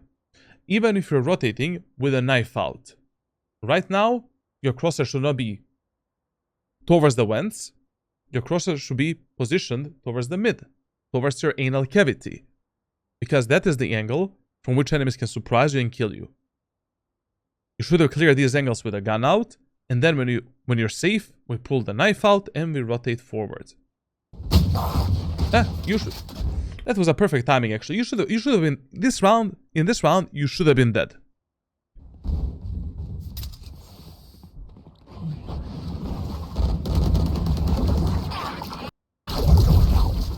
What the fuck is that smoke, man? I mean, like, right? What? I mean, that smoke doesn't exist in any scenario. Essentially, like, you know, we should have done a default smoke to split the enemies apart, and maybe, you know, some kind of a smoke like this or like this to prevent the enemies from pushing into the site safely. You know? But this smoke is like terrible, man. Terrible. Now, if you wanted to teleport inside of your smoke, like, always use this 90-degree smoke right here. That's a good smoke on both attackers and defender side when you're going for the retakes. Because when you teleport into this smoke, we can isolate the enemies in individual fights easily around this smoke. We can also, with this smoke, like, you know, we finish the fight with the enemies. Here, we kill one enemy. We escape. We can easily rotate towards the elbow without committing to the fights anymore.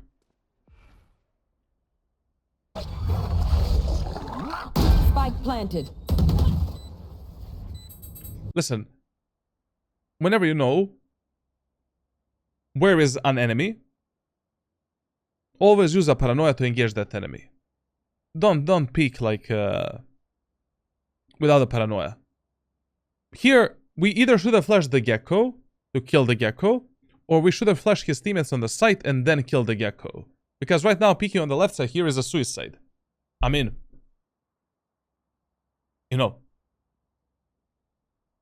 we might as well get right now in some kind of a crossfire and die like a potatoes. Hush, my ultimate is ready.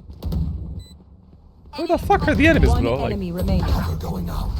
Listen, whenever you're in the numbers advantage, or the numbers are equal, and you have one smoke on the retake, use that smoke for the spike defusal. Never use it at the choke points, ever. Like, always place that smoke on top of the spike and defuse the spike. You know, we can half defuse the spike, then peek the enemy Sky and kill her. We can fake defuse. We can stick the defuse as well, maybe. But this smoke here is terrible. Because Sky can pop flashes through that smoke and kill both us and Yoru. And if the Sky kills the Yoru, then she has this smoke to jiggle peek us and you know, waste our time to defuse this spike. Shameful performance. Once again, a bad play that worked is not a good play.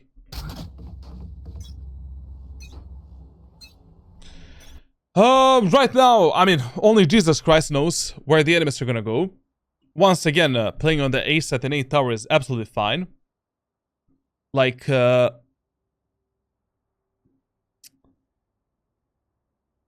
and whenever you have the Omen ultimate, you can position however the fuck you want.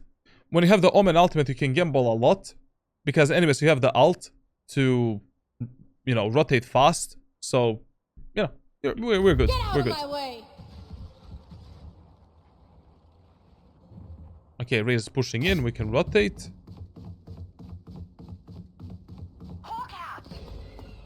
Oi, oi, oi, oi, oi. Here. Found one. Shadows traveling. Listen. Like, you really need to pay more attention on numbers in the game. Like, understanding numbers in Valorant is very important. Like, brother, we're 5 versus 3. Why would I use my ultimate for anything right now? As long as we isolate the angles properly, we're not getting backstabbed by the enemy team, and we play a proper refrag game, we win this round. This is just a waste of ultimate, what you're doing right now. And also, if you commit to this ultimate, it's very dangerous.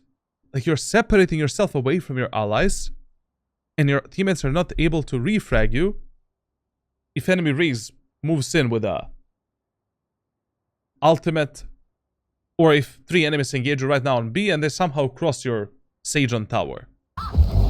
Terrible like ultimate. Like, you need to focus more on the raw refrag game. Mid. Once you end up in a numbers advantage. And please never ever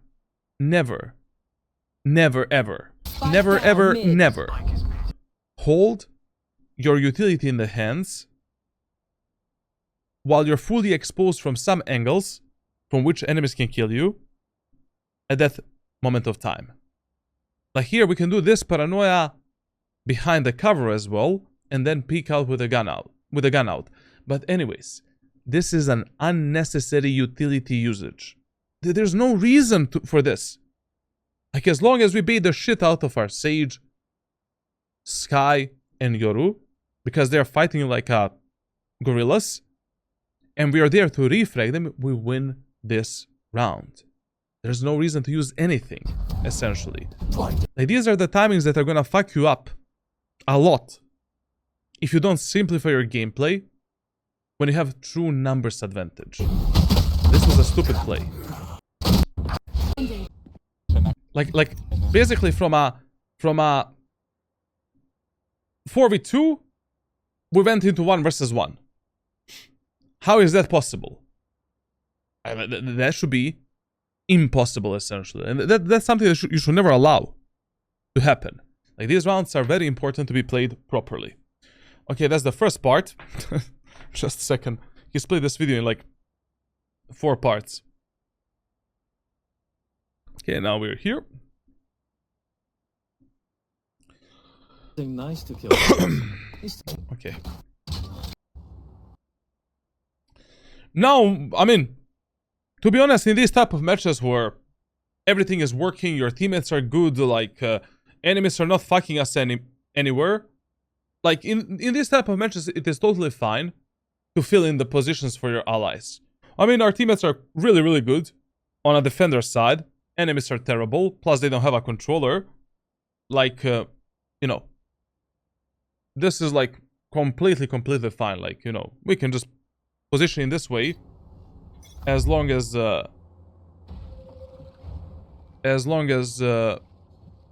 it's working for us. And listen, please, whenever you're using the Omen smokes, always run and walk while you're using that smoke. Like, try to practice this mechanic in a custom server so that you're faster to support your allies on both attackers and defender side, and your executes and, you know, and retakes are faster. Like, here, if enemies are pushing B and you want to go onto the B side, like, move while you're using the smoke. Shadows traveling. Enemy spotted here. Because right now you should be rotating, you know, towards either mid or towards B. I mean, this whole match, like, enemies are just pushing B and mid, so... Like, if they don't want to go A, like, fuck the A side. But as I said, your teammates are really good, so... Ooh, we saw that. Reloading.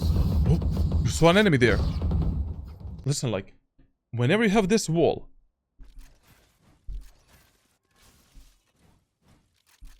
like whenever you have this wall, sage wall on mid, like enemies can always peek you above the wall when you're on the B tower here. Like, you know, check that angle always, and then focus onto tower and B side. Cover going out. But there's one more guy on mid, right? Base is gonna die. You saw the guy.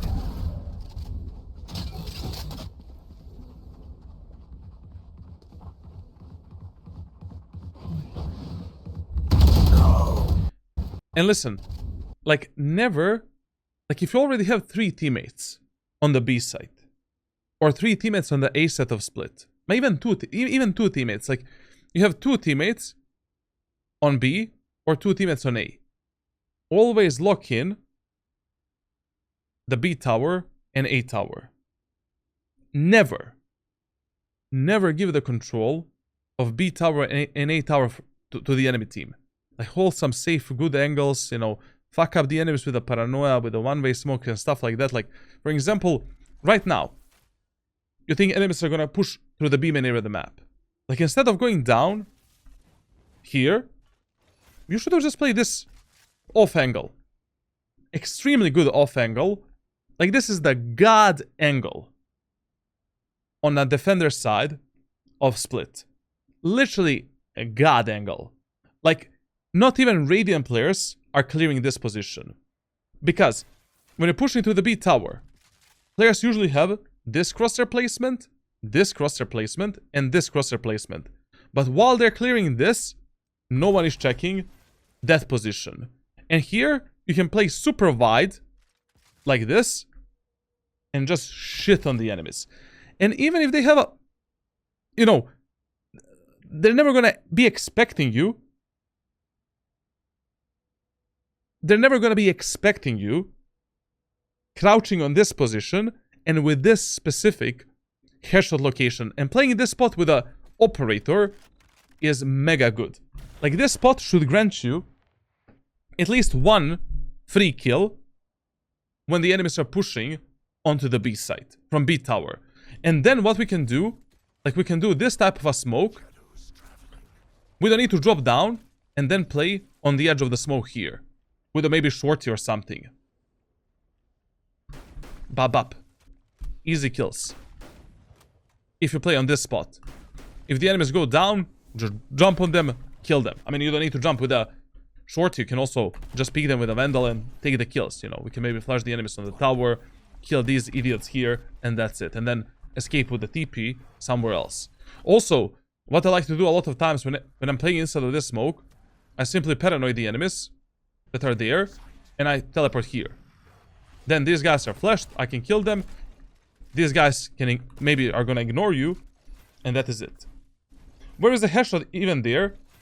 You mean for you? Like, for you, the headshot is here. Like, this is where you aim. Basically, in the middle of this curve. Like this. But for enemy team, the headshot position is here. That's where the headshot is when you're crouching there. For the enemies. But it's really unnatural to clear that angle, because you have a lot of things to worry about on B tower. Like, you need to worry about an enemy playing here. An enemy playing here. Here. You need to be worrying about this peak. About an enemy playing on the rafters and peeking on timing. An enemy might be playing here and then peeking on timing.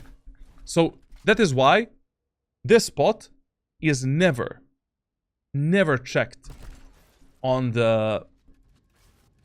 when enemies are pushing the B tower onto the B side. And that should usually be the last position that you're playing when you're defending the B tower on split. So yeah, you know, like in this round, a huge mistake was like leaving the B tower open, and I mean, like if you already have 3 teammates on the, you know, 3 teammates on the site, on the B side, you don't need to play with them.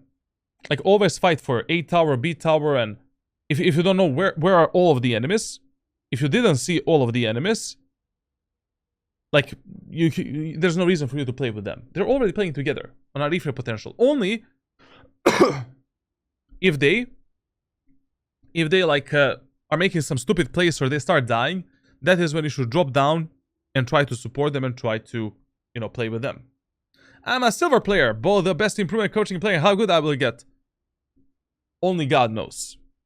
Like, basically, yesterday I had one guy that went from bronze to Ascendant 1 in around 6-7 months after my one-time coaching. So we didn't have a month of coaching, we had one time, you know, one session.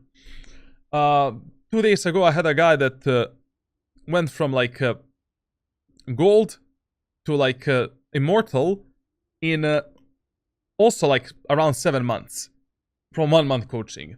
So it really depends, you know. It's really different for everyone, like how much they improve and how much time they need to actually apply all of the tips, the training, the rules, etc., etc. that I'm sharing.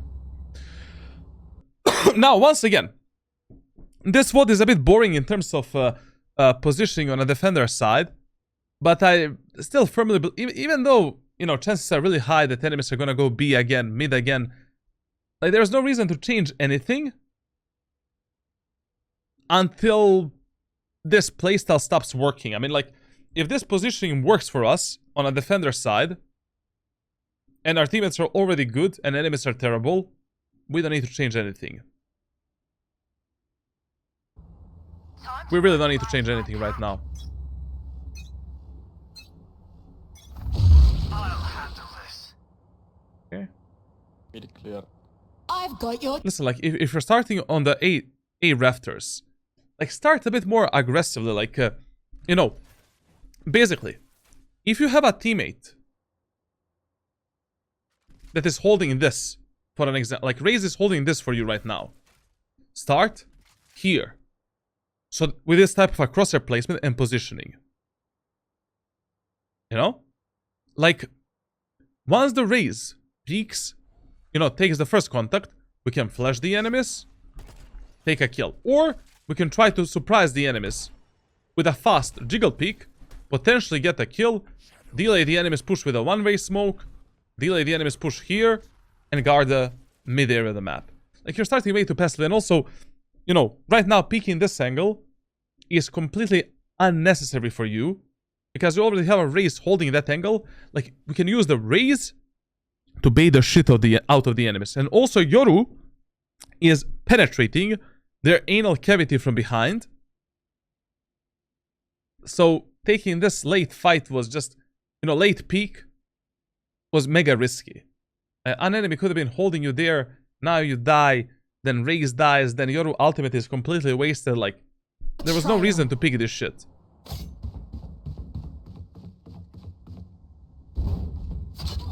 Guys, okay.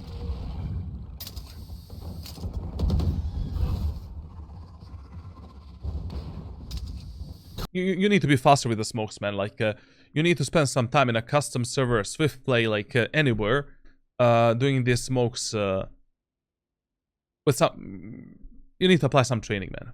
Spend like 15-20 minutes in a custom server, like using these default smokes, one-way smokes. Like, that's the best way to grow.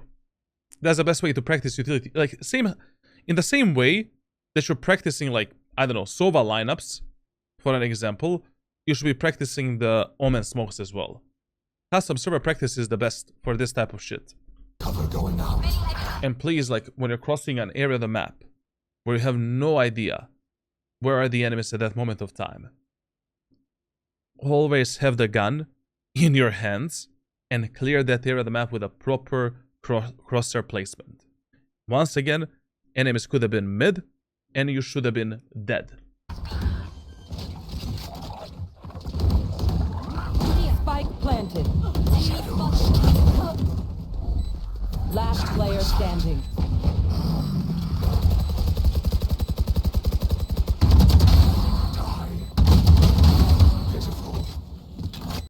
I like this. I like this a lot. This was actually a good play so far. Smoke in 7. Fake. No. Listen. Fake shrouded steps in this elo are unbeatable. Like, instead of teleporting there, you should have just done a fake shrouded steps. Like, basically, and also to reveal the enemies as well. Like, we should have done a recon fake shrouded steps like this. We reveal the enemies to see where they are, so we have the proper information for our crosshair placement, and then bop, bop. Then we have a smoke in 8 seconds. Half defuse the spike, and then we can outplay the enemies more.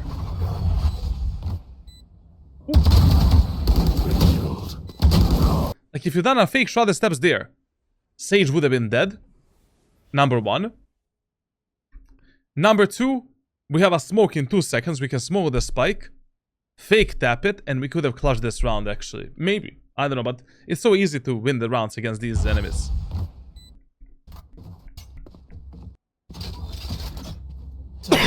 Listen, if two of your teammates are already peeking the B main area of the map, just use the paranoia for them. You know, use this type of paranoia and flash for them, like this. Whenever you have 2 teammates peeking aggressively the B main and taking B main aggressively, like, pressure the enemies back, do the one way, and that's it. They can guard that B main area of the map for, like, next 20-30 seconds. Enemy spotted.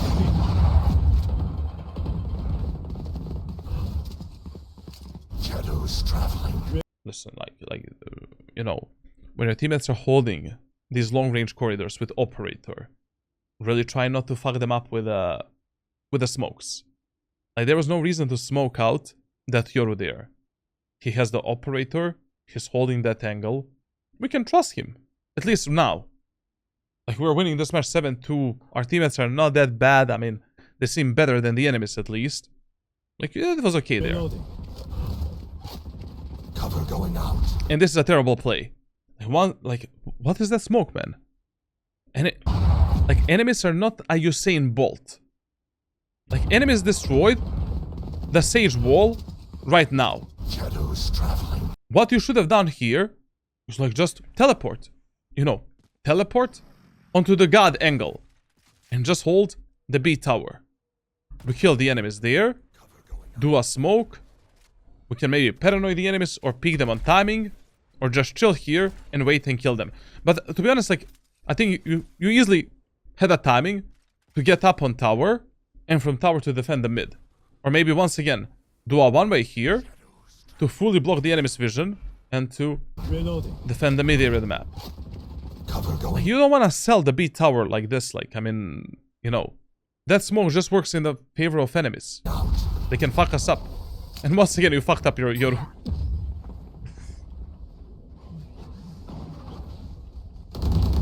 Jet's grounded.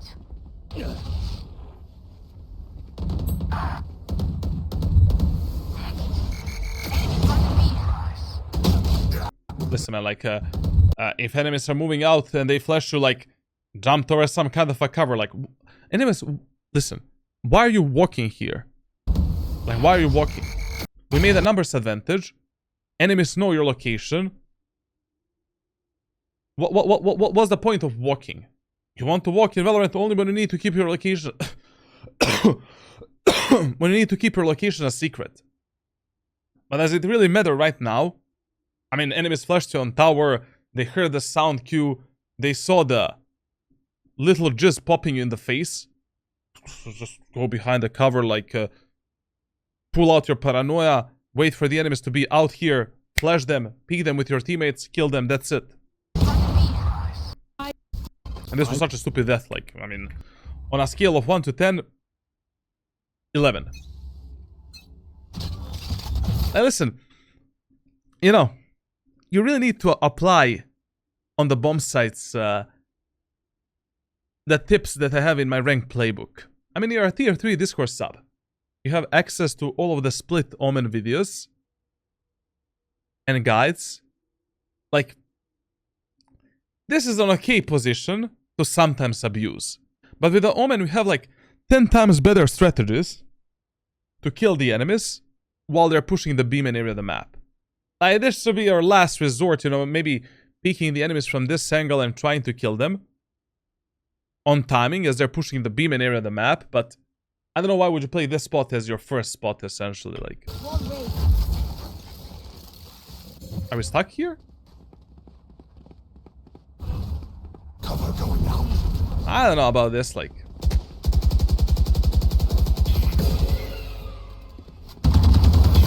You know... The one-way play is very effective in this elo, like... with this one-way smoke. In this elo, like, you can defend the push onto the B side for 45 seconds. And you can potentially get, like, 5, 6, 7 kills, essentially. Because in this elo, players never learn. You know? They're just gonna be pushing through this smoke, jumping around it, like... It should be so easy for you to get these kills, like... This soft angle is here fine, like, once the smoke disappears, then we have a fake one-way smoke here, like... We can play around that smoke, like... Why would you play Spike such an down, angle? mid. And also, listen, when you're playing Omen, I mean, any agent in Valorant, whenever enemies reveal you on some position, you instantly reposition somewhere else. Like, enemies saw you on top of the wall, they saw you playing on this left side here, enemy's left side, go somewhere else. Pick some other off angle. Or common angle or whatever. We need to change the way that we play now in the B main. Like, Sky has a flash, Sky has a dog. Oh, the webcam freeze? Oh, that's a nasty freeze, bro! Why did that freeze, bro? Hello? So basically, like, enemies here have a Sky flash, Sky dog, Raze ultimate. We are cooked, bro. If they push us with all of this utility. Shadows traveling. And you're repeating the same play again? I mean, if I was in the enemy team, I'm waiting for you. This is such a bad spot anyways, because of the angle perception disadvantage. You're completely One stuck enemy here, remaining. like, I don't know. Spike down B. Paranoia. Flash, flash, flash, flash, flash. The guy is alone, stuck in the corner. Don't allow your teammates to die. Raze has the ultimate. Come on. Think more about the Paranoimus. Mute 2? What do you mean mute 2? Get out of my way. Okay.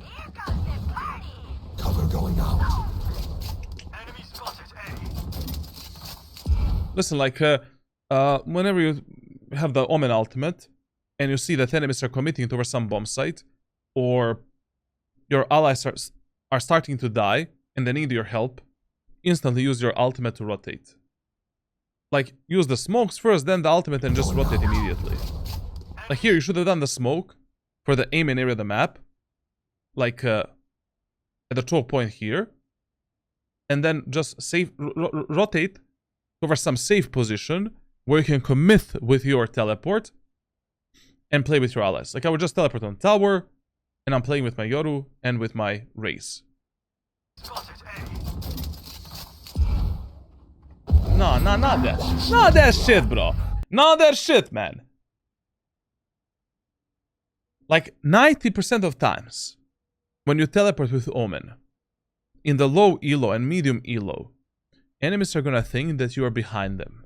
And they should be aware of this. But instead, you should be teleporting towards your teammates, keeping your location a secret, and making the enemies more pressured to push you and to push your allies. Plus, we have a 4 versus 3 numbers advantage. Why would you separate yourself from your allies? Like right now, while you're teleporting on this position, your teammates on the A ramp and A site might be dead. Who knows? Yoru might be dead. You know? Enemies open the A site and you're 1 versus 3 or 2 versus 3 or something like that. I respect the numbers more, you know? I respect the numbers advantage. Like that, once again, bad play that worked is not a good play. I don't count this kill. Spike down A. That Sky is doing exactly what? Side. Okay, overall, you know, not really that interesting VOD, but you gave me some ideas, you know, what type of training I'm gonna recommend you, and what type of aim training I'm gonna give you as well. Like, you have some of these team play problems, utility users problems, like, I have a few training examples that are focusing mainly on these issues, and some private coaching videos as well, so I'll share something with you, like, after we finish this VOD review. Now, let's see what he's doing on the attacker side. Okay, now let's take a look at the attacker side of Split. First of all, TLDR. How do we play Split on the attacker side? Your number one priority on this map is the A site, your default bomb site. Number two priority, B site. Essentially, in the earlier stages of the game, it is a bit better if you prioritize attacking the A site over the B site, because your teammates can make enormous amount of mistakes when pushing the B site of Split. Now, on this map, the first four rounds, 4 to 6,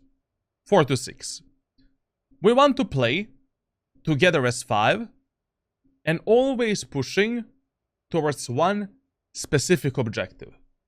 We don't want to default, we don't want to split the map, we don't want to allow our teammates to have any chances of picking some solo fights that we cannot control. So we should be testing the enemies on A and B, and then only if the 5-man playstyle is not working, we start defaulting. You know, we make the pressure on mid, destroy the enemy's utility on mid, take the mid control, while our teammates are controlling the main areas of the map, and then we decide what to do next. Now, on this map, also, one really good idea, if your 5-man executes through B main and through A main are not working, instead of fighting for the main areas of the map, fight for the tower controls. Especially when you're pushing A site. If you have the A tower control, you open up such a large portion of the map where we can easily fuck up the enemies on the bomb site, or essentially surprise the enemies with some kind of a push, flank, lurk, sneaky, beaky play. Now, on this map, how do we decide what to push in the first round? Very simple. If enemies have 0 sentinels, 0, and when I say sentinels, I mean Cypher, Killjoy, and Sage. 3 rounds in a row. We do a 5-man push onto one bomb site, and then in a 4th round, we do a fake. Like, we either fake that side that we are pushing, and then push opposite part of the map, or vice versa. It doesn't really matter. But, if enemies have 1 sentinel, then we're doing only a 5-man push 3 rounds in a row through the A main area of the map onto the A site. And then in a 4th round, we're faking A and going B. Or faking B and going A. If enemies have 2 sentinels, then we need to apply a different playstyle from the beginning. We can do, in the first round, a 1-4 split through mid onto the B site.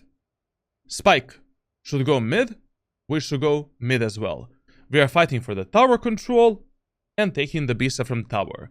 Or we are doing a 5-man push onto the A tower, taking the A tower control, and then deciding what to do next.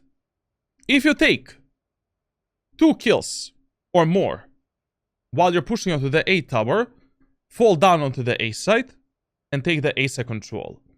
If you get 1 or 0 kills when you take the A tower control, then the best idea is to go through the vents, onto the B tower, onto the B site. In this specific game, enemies have a Sage as a solo sentinel. Thus, pushing the B site is really not a good idea. Why? Because if the Sage is playing mid with a slow orbs, while we are pushing through the B main area of the map, Sage can slow us down, fuck up the timing of our push, of our execute, and essentially, it's a really bad idea touching the mid area of the map or the B site early on if enemies have 1 sentinel. But let's see what our friend did in the first round. So in the first round, your team has decided to push B. Listen, if you're pushing B site in the first round against 1 sentinel, and your teammates want to go mid, always follow your teammates in mid and try to persuade them somehow to do a 1-4 split through mid. Or simply tell them to do a 5-man execute through the B main area of the map and try to go for some aggressive plays. Try to fuck up the enemies before your teammates even have a chance to make a contact with the enemies. Now, whenever you're doing a B-side push in the first round with Omen through the B main area of the map, this is how that should look like. You buy a classic light shield, 2 smokes, 2 shrouded steps, and we are instantly going into an aggressive god mode. Basically, what we're doing is we're holding this angle while our teammates are pushing the B main area of the map. So when our teammates are there, that's when we move in. We're just holding the enemy's peak. I mean, we don't want to fight the enemies, we just want to tap them a bit and push them back and help our allies. Then, when our teammates are somewhere here, we're doing the tower smoke first. Make sure that it is a proper, precise tower smoke. Then, we're doing a smoke on top of this box, teleporting on this smoke, and we're going for the best play, one of the best plays that we have in the Omen playbook for split. From this position here, we have 5 additional locations where we can teleport based on where you think the enemies are at that moment of time. We can teleport all the way deep into the rafters. We can teleport down here. We can teleport down here. We can teleport into our smoke if we think that enemies are already peeking outside of the smoke, and we might surprise them from inside of the smoke. But in the first round, I always go for a bit of a safer play, and the safest play is teleporting here, because nobody really expects you teleporting this deep into the enemy lines, especially if they hear you teleport on top of that smoke.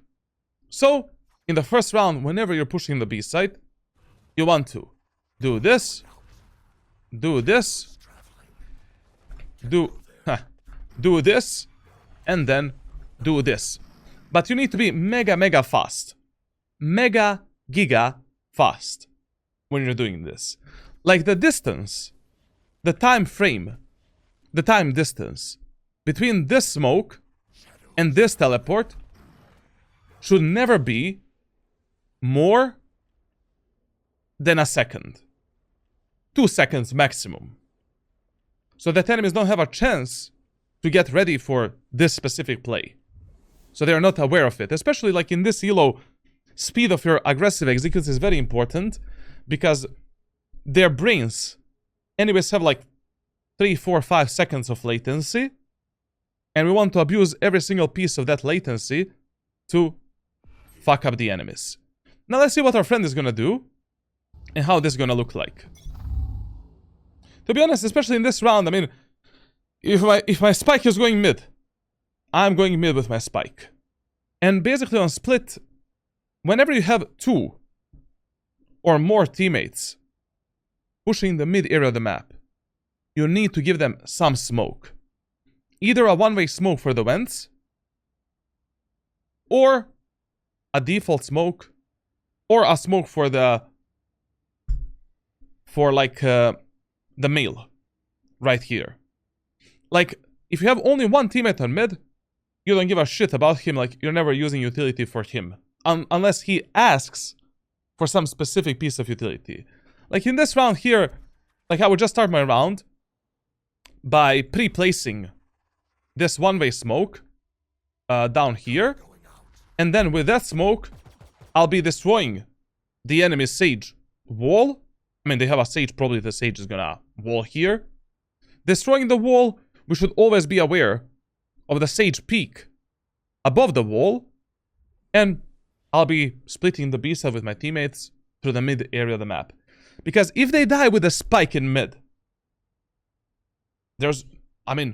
my push onto the B-side makes no sense. So what if I take the B-side control if I'm gonna... if I need to retrieve the spike in the mid area of the map? Stupid.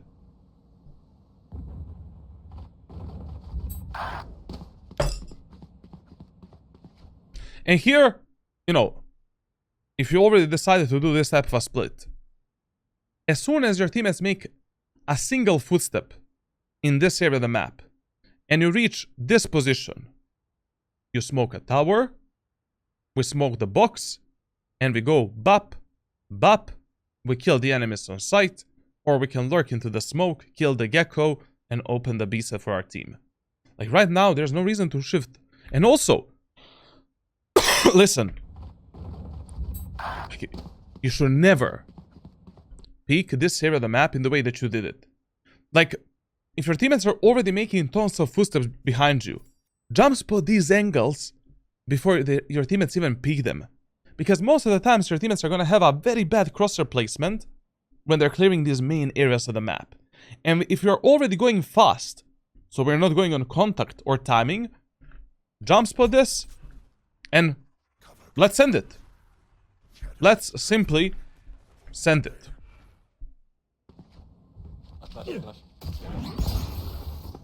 I don't know, like this push right here really makes no sense, man. Like, we don't have a smoke for tower. We don't have any smokes, bro. How is that possible? And also, one more tip. When you're doing this teleport up there, always do it like this. So you want to use the teleport not only to teleport up there, but also as a recon tool. So you want to flick left and right to see the enemies here and here, so that we can give the information for our teammates, because your teammates in this elo will never, almost never, check all of the corners where the enemies might be hiding at that moment of time. Like, we pushed through the beam and area of the map, nobody checked this position. What the fuck? I mean, we pushed onto the B side without a single smoke. That's a... Really, what the fuck? Like, right now, we killed the gecko. Gecko was the mid player. But there needs to be someone on... There needs to be someone on site, man. Like, why are we not checking the corners? Like, why are you pushing so carelessly into the site? An enemy can easily be here. Here. Here. Like... If you're already entering the B site by our feet, like, we should have, like, smoked this, and we're pathing like this, essentially. Like, we are isolating all of these angles. One at a time, one at a time, one at a time, one at a time. And then we're moving in. Cover going out. I mean, you just got a bit lucky here. I don't know. I really don't know what enemies are doing and how no one is playing the B side. But once again, this is a bad play that worked because of luck. And it's a fucking bad play. Like, check all of the corners on the site, every single angle where the enemies might be hiding, and every single angle that your teammates did not check. This smoke here And this teleport play is actually good. Now we can play instead of this smoke, you know, like, potentially fuck up the enemies. Like, to be honest, you can play the whole post plant instead of this smoke, baiting the shit out of your raise, and then peeking the enemies on timing and killing them. We have a second smoke. We can put 3 smokes right now up here. But everything up to this point was just terrible. Like, ooh, sorry, something is in my eye. There. Now, whenever you're playing instead of this smoke, always play the furthest right position here, like this. Because most of the players are just gonna spam like this. Very rarely you're gonna get spammed right there. And when you're playing instead of this smoke, where should you be pre-aiming? Like, you should be aiming here. Like, that is the only, you know, corridor through which enemies can push you instead of this smoke. Like, why is your crosshair here? Reloading. Why do you need to rely on larger flicks to kill the enemies when we can have a proper crosshair placement for this peak and just delete the enemies with a triple shot? One enemy remaining. And to be honest, you should have replenished that smoke. Like, you should have paid attention on the timer of your smokes and replenished it. Like, remember that Omen smokes approximately last around 16 seconds. Let's not go way too deep into the details. But when you use the first Omen smoke, like, you just pay attention onto the timer right here. When that timer is on 16 seconds, that means that you need to replenish the smoke. Reloading. Okay, I guess Here. we're not gonna see that. Ah, okay. Maybe Okay. that loud. I mean, terrible round. Really, really terrible round. Like, overall, a lot of micro mistakes that are easily fixable. Easily. And that will cost you the future matches and future rounds. Now, on split, whenever you win the first round, I mean, whenever enemies are eco, half buy, bonus, avoid all of this. You don't fucking need it in this elo.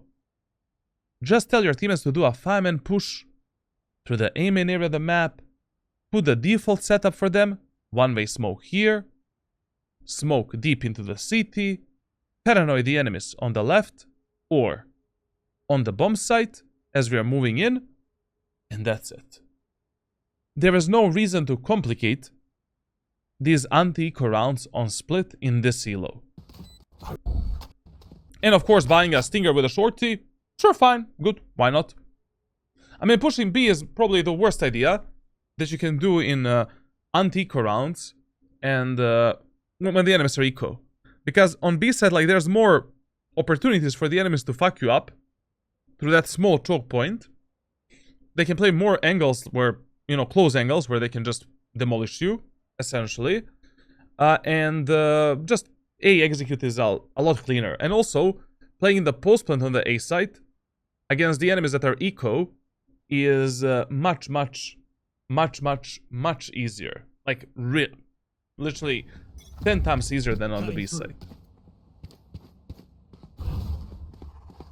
Oh, listen. That smoke is shit. Listen. When you're placing the smokes, default smokes, on the attacker's side, they should be placed exactly onto the choke point towards the enemies that we are smoking. And when you're placing the smoke, take a look at the minimap. Don't look at the at your screen. Look at the minimap. Like, minimap tells you, you know, how precise is your smoke. Like, this smoke needs to look like this. Like, it should have 0 gaps on the right, 0 gaps on the left side. And this is a proper B tower smoke. Like, whenever you're learning the Omen smokes, like, you're paying attention more on the minimap when you're placing them instead of the actual screen. Like on screen, you just put a smoke, you know, into an area of the map where you want it to be. Like you deliver the smoke to that area of the map. But then we use the minimap and our WASD keys to micro-correct that smoke and make it precise. This is gonna be terrible, man. This is gonna be terrible. Cover going out. Tip! The most important tip when you're playing Omen. Whenever enemies are eco, half-buy, or bonus, and you're playing on the attacker side, so we have economy advantage over the enemies, you never want to go for the aggressive plays. You want to play that round in a default way and try to win it in a default way on a refrag potential. You don't want to separate yourself too much from your allies. You don't want to search for the pointless kills. And also, another reason why doing these aggressive plays in these rounds is bad, because you don't want to showcase these type of outplays to the enemies when you have an advantage. If you have numbers advantage or economy advantage, preserve yourself from using these type of plays. Only do them if that is absolutely necessary for you to do in order to win that specific... Like, your teammates are really bad at attacking. They're way too passive, way too slow. Enemies are just pinching us, killing us, ba-ba-boo, ba-ba-ba. You know, ba-ba-boo, ba-ba-ba. But here, we won the first round easily. Enemies seem terrible compared to our team. Default smoke on tower. Default smoke in CT. We paranoid the site. And we move in together with our allies. We don't need to use Shrouded Steps anywhere right now.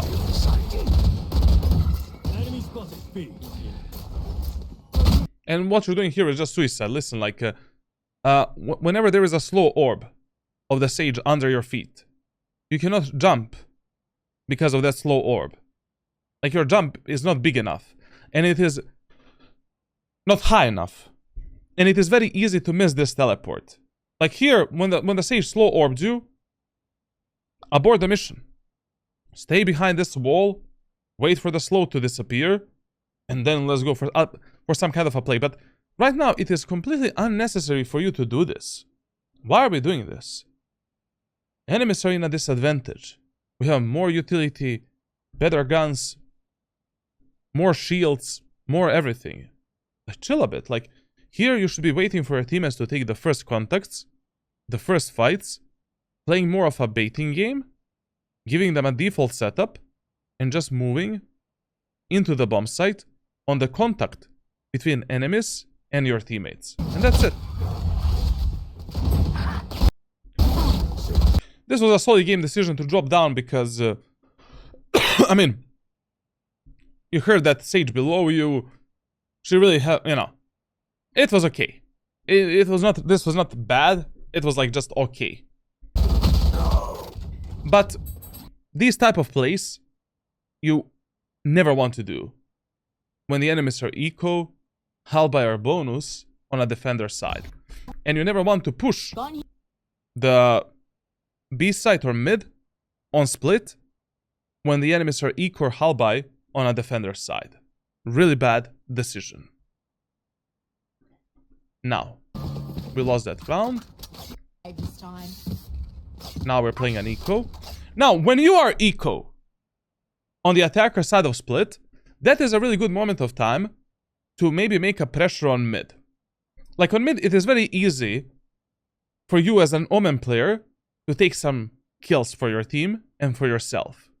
Like for example, if enemies are doing a Sage wall right here, one of my favorite things to do is simply buying a shorty with utility and shield that I can afford in that round, and then jump spotting this angle, you know, maybe smoking the vents, and slowly walking under the wall right here. Chill here, like just stay onto this position as long as the wall is still active. 80% of time, someone is gonna peek you above this wall, Sage wall, like this. 80% of time. In low elo. You will get an easy kill for yourself and your teammates. Then we can destroy the Sage wall, smoke the vents, and pick up the gun and slowly move maybe onto the tower or reset the round. If enemies don't have a Sage wall, do the smokes for everything. Do this smoke, do this smoke as well, default smokes, take the full mid control, and we can maybe try wrapping the enemies through this smoke onto the tower, getting into this position, waiting for one of our smokes to recharge, and then pushing the tower with a second smoke. Like we can create a smoke like this as well. Then move on to the tower, get into this smoke sideways, go all the way into the CT, and we're consistently closing the gap with the enemies with a shorty, because it's a very claustrophobic map, and it's so easy to do it. So now going mid is not a bad idea. Just what we do on mid is going to be very important. Find the weak point. Like, we should definitely give our teammates a smoke for vents right now. Like, we're all pushing from the, default smoke. Now, why am I not using a one-way here? Because we're playing an eco round. Like, one-way in vents, you only want to use when our main goal is to push onto B tower and take the B tower control. If you're not really certain whether or not we'll be going A, B, or what, you know, we don't know what we're gonna do, then do a default one like on the ground and put it like that. So that one way is not fucking us up and we can still enter it, maybe with a shorty or close range weapons, and potentially get a kill in the vents. And here you need to push much faster, like, man, like, you know, your raise is all the way here. Why are you walking? Like, literally, when your teammates make a footstep, there's no reason for you to keep your location a secret anymore. Enemies know that we're here. Like, we should be running into this corner as fast as possible, so we close the gap with the enemies, and we can maybe outplay them through the smokes with a shorty and take some easy kills. I don't see why I would walk here. That was an okay play, like, to be honest here. That was solid. Just whenever you're engaging the enemies, like, with a shorty, close range weapons, like, you always want to ride the wall and jump like this. Like, you don't want to have any footstep away from the wall. Like, you're always trying to close the gap with that enemy as best as you can. Like, this was okay play, you know. These suicide plays are totally fine when you're playing like eco and halberd rounds. It's okay. Just, I don't know why we're so slow. If you were a bit faster, like, basically, if you were in this position when that gecko was already peeking, you could have flashed that gecko before anyone else died in your team. Maybe you didn't even need to use a flash. You could have just went, you know, like this, and then ba-ba-ba-ba-ba-boo, kill that gecko. Take his gun. Now we can maybe take the tower control with a paranoia and smokes, and then decide what to do next. And anyways, to be honest, in this elo, when your teammates are fighting for mid, usually the best idea is to smoke everything for them. Smoke this, and smoke this. Take the initial mid control, and then through the smokes, try to fuck up the enemies with the close range weapons, without allowing your teammates to have even a single chance to take the fight with an enemy. Okay? Okay, we can push A. Listen. Whenever you have a long range weapon and our teammates want to push A site or B site, if your teammates are pushing B, we're holding this angle here for the first 2 to 4 seconds after the round starts. So we're holding the aggressive peak from the enemies, trying to punish them and trying to push them back. Once our teammates cross this line, we move in together with them. Now, if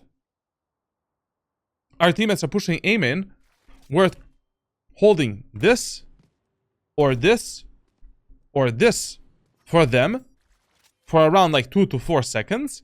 And then, as soon as your teammates cross this line, we move in, and then we are using our utility and entering the site.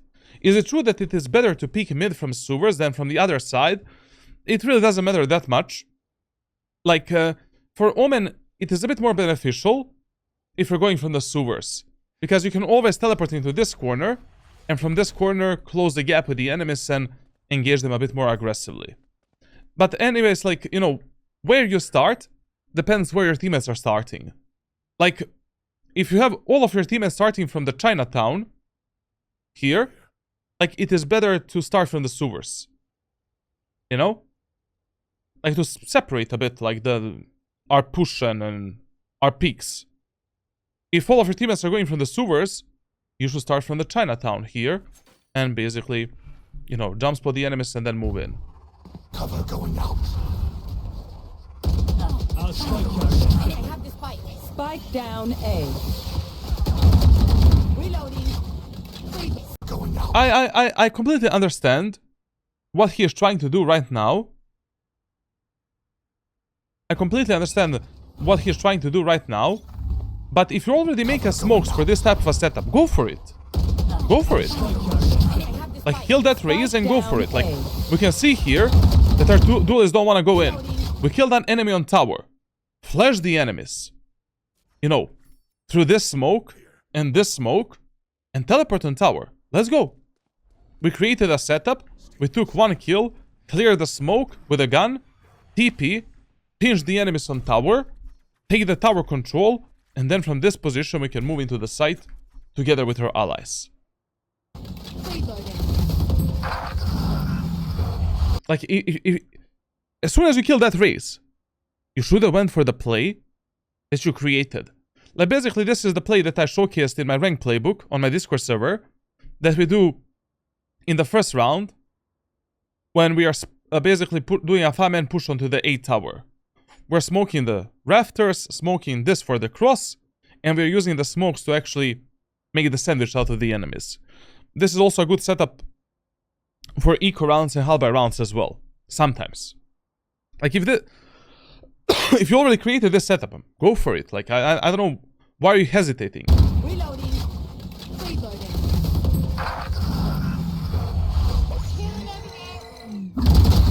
And please, for the love of God, don't peek the angles. Like, never peel the angles with a shift key. Like, whenever you can clear some angle with a jiggle peek mechanic, like going in and out, in and out, and slicing the pie, you should do it. Whenever you can clear that angle in that way. Like, for example, here. If I wanted to engage the enemies on A tower, I would have went all the way here, and now I jiggle peek this, jiggle peek this, jiggle peek this. And then I need to peel these angles, or, you know, we can go for a small slice the pie. But doing this is a suicide. Because enemies are in an advantage over you, your crosshair is never ready for the enemies. You need to do some micro corrections and a lot of flicking. And also another problem is, like, enemies have angle perception advantage over you because this wall is much closer to you than to the enemy team, compared to the enemy team. And also another problem is, like, the peak is not fast enough.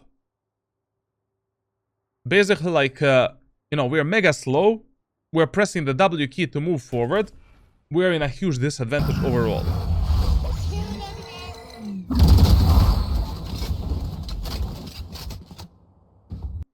That was another bad play that worked. But a bad play that worked is not a good play. I mean, the whole summary of this video should be a bad play that worked is not a good play. I mean, that should be the title probably of this clip, to be honest, like, on my main YouTube channel, like. Heal up, squad. Here. Listen, man. If you see on the minimap 2 enemies in an area of the map, 2 of your remaining teammates are fighting those enemies. Fight together. Like right now, we fight together, we win together, we die together. In a 3v3 scenario, when you're very close to your allies and you can support them and fight with them, do it. Just do it. You have a paranoia. There's only 2 enemies on the tower. The third enemy is either behind us or on the site. Let's fuck up these 2 imbeciles on A tower, open the map completely, and then we just play together and win this round together. Multiple enemies A. What can I do when duelists won't enter the site? Really depends. Really depends a lot. Like, basically, when your duelists are not entering the site, first thing you need to ask yourself, do you need to play aggressive or passive? You know, like, you need to ask yourself, does this passive gameplay works for us? You know, are we winning the rounds? You know, if you're not winning the rounds and the passive gameplay is not working for you, in that case scenario, team play doesn't exist.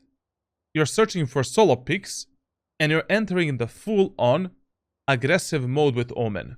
You're literally using all of the utility for yourself to outplay the enemies and open an area of the map for your team. And that's it. I mean, it is much more complex than that. I can be speaking about that topic for the next 2 hours. You know? And I'm gonna share with you a private coaching video where I speak about that topic for 2 hours. Like, so, you know, you'll get it. Now, this play here was terrible, man. Like, I mean, Sage is still alive. Sage walled the A site. Sage is on the A site. 2 enemies are on the A tower. You cannot teleport in the middle of open, where the enemies can see you from 1, 2, 3, 4, 5, 6, 7 different angles, and expect to live a happy life. Why are we even going on A site? Like, you know that. Don't be afraid to fight. Like, if we can isolate the clean refrag fights with our allies, with the paranoia, flashes, nades, utility, like, take these fights on tower. Sometimes you need to take these fights, bro.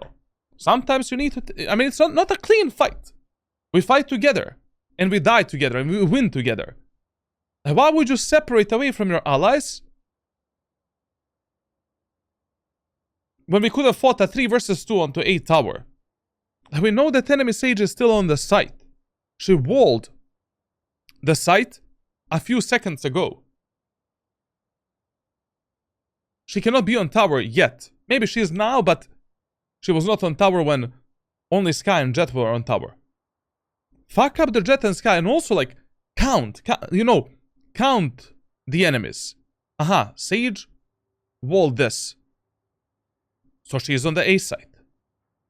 We saw on the minimap, Jet and Sky. Push them with the paranoia. Push them back. Go through the vents. Go onto the B side. Smoke tower. We can do also a one-way smoke here. Smoke the CT. Plant the spike, and that's it.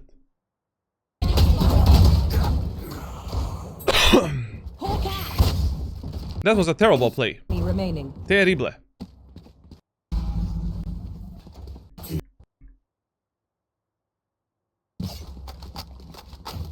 I got yous, okay?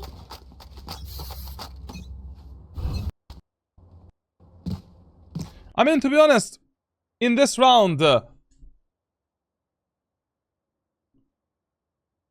believe that the Omen is a useless form and should be changed. What? What useless form? Now, listen.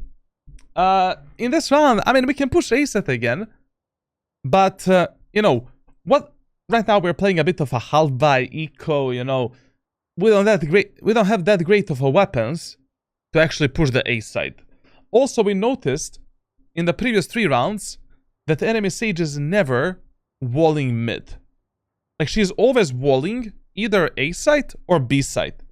So right now, you know, in these eco half-buy rounds, usually, the easiest kills that you can get are in the mid area of the map and in the vents and on B tower. It's very easy to pressure the enemies with the smokes, through the smokes, with the paranoia, and take some easy opening kills for your team.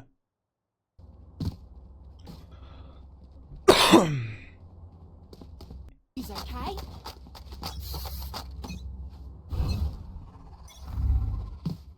Okay, I see what you're doing. So right now, you're trying to go for an aggressive Omen play from my rank playbook. But please remember, like, these are the most... Just a second. Notepad plus plus plus. We need... when I need to open the notepad, you know it's fucking serious. What the fuck? No. Like, no virus, please. So, how do we perform aggressive plays with Omen? So, what are all the boxes that we need to tick? Number one, the time frame, the time distance or time frame between your aggressive smoke and your teleport should never be more than... Yo. Thank you a lot, man. Don't like roll knee. Thank you a lot, brother. So, the time frame between your aggressive smoke and your teleport should never be more than 2 seconds. If it is above 2 seconds, it is mega fucking dangerous to teleport into that smoke or to perform that outplay. It's more of a 50-50 play at that moment of time. Now, second topic. Your second smoke should always be your aggressive smoke that you're putting for an outplay. Like, the first smoke can never be your aggressive smoke, because then enemies might get an idea what the fuck we're doing, you know, like they might figure it out, you know, where we want to teleport, what we want to do, and also that aggressive smoke might fuck us up and fuck your teammates up as well. You know, here he wants to go for this play where we do the one-way smoke on rafters or a regular smoke. We do a 90-degree smoke here, and we teleport inside of this corner here. And then from that corner, we're wrapping the enemies through the elbow, onto the site, into the CT, or we can instantly turn our focus towards the site and then go into the elbow. Okay, we can do that. No problemo. I mean, even without this smoke, you can do that, but this smoke is mega good in eco and halberd rounds, so you can easily close the gap with the enemies in elbow and fuck them up with a stinger, with a, you know, with the close range weapons. Like, in this round, also what you could have done is just a smoke for the elbow and CT, one-way smoke for rafters, Paranoimus Rex for the left side, and we are teleporting inside of this corner. And then from that corner, we're fucking up the enemies. But this smoke cannot be your first smoke, because then enemies can walk up into it like... when enemy raise is fighting your teammates aggressively in the aim in area of the map, and she takes a kill, she can easily use this smoke to go back and escape, and then chill inside of this smoke and fuck us all up. We cannot do that smoke as our first smoke. Enemy spotted A. Cover going out. And here, I really don't know why you're even using any utility. Like, never use your smokes and your utility until you finish all of the fights in a main area of the map. Like, don't look 2 steps ahead. Like, we need to go step by step when we are taking space in Valorant. Like, both of these smokes are wasted right now. I mean, enemy Raze, enemy Sage, they're pressuring us aggressively in this aim and area of the map. We cannot play aggressively. I mean, we cannot put the smokes for the site. Right now, we need to... You know, what would be a good idea right now is using a smoke for the rafters, I mean for the ramp, so that enemy Sage cannot peek us from there. So we're isolating the fight with the enemy raise, pushing the raise back, and trying to take that as our initial kill, you know, separating the enemies into two different groups, or using this smoke so we can cross safely towards the sage, trying to kill the sage, and then once we take more space in this aiming area of the map, we can go for some kind of an aggressive play. Blinding. Charges. Oh, my ult's ready.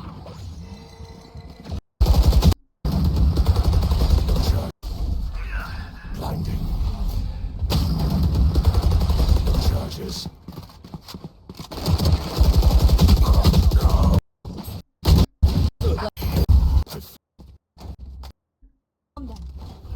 Okay, now in the next round, I really don't know how we are playing how we're playing like two eco rounds in a row. Like, you should have saved more credits in the previous round because, like, you know, how is it possible that you're playing 2 rounds in a row with a Stinger and Shorty? Like, in the last round we saved, so we have enough money to purchase in this round. And in this, let me see how much credits you had in this round. 3,600. But you should have bought a...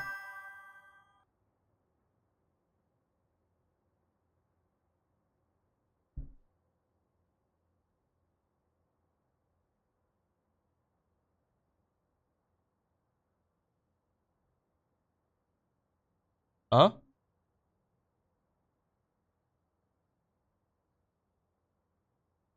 What the fuck was that sound? What the fuck did I just hear, bro? Listen.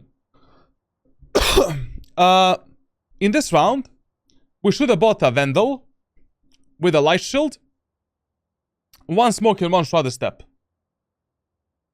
Like, more than enough. More than enough to win this round. Block it. Continue to overwhelm them. And listen, like, whenever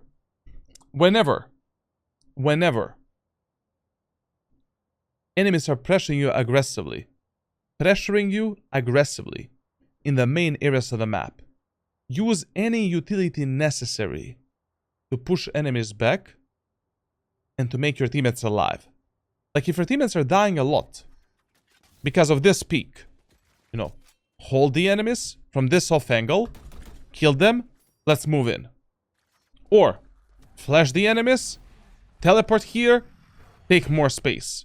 From this position, we can kill that guy, we can kill this guy, make your teammates go in. We still have 2 smokes and 1 shrouded step to move in. Or your teammates are getting killed from the tower here, from the ramp. Do that flash, do this teleport, take space for your team. Your teammates are getting killed in the beam area of the map. Do an instant paranoia, it's totally fine to push the enemies back. TP across, get more space for your teammates. Like, on any map in Valorant, like, the worst thing that can be happening to you when you're playing on the attacker side is that we're losing an enormous amount of numbers, enormous amount of teammates in the main areas of the map. Like, in the best possible case scenario, no one should die before we reach these positions. Like, in this area of the map, we should take 0 deaths, essentially. Here, you know, our teammates want to go mid. What do we need to do? We need to do a smoke for the vents immediately. And I will also do the smoke for the male, maybe. Because you have a Stinger and we can outplay the enemies. Okay. Follow the Yoru. Listen closely. Like, whenever you have Yoru in the team and you're playing Omen, one of the best plays that you can do is flashing the Yoru's ultimate and an enemy for Yoru to get a kill. Just tell your Yoru, brother, when you're close to an enemy, I'm gonna flash you, I'm gonna flash an enemy, you peek out, you kill that enemy. Because in the Yoru ultimate, Yoru is invincible. Like, nothing can touch him. Not a single flash, not a single piece of... He is literally God mode. And here, you could have easily flashed Yoru and Gecko. Gecko is flashed, Yoru is not. Yoru comes out, kills the Gecko, opens up the B tower for our team. Oh yeah! Monster on the loose! Shadows traveling. What are you doing, bro? Where you wanna teleport? What the fuck? Like your Raze is already out on mid. If Raze got tagged,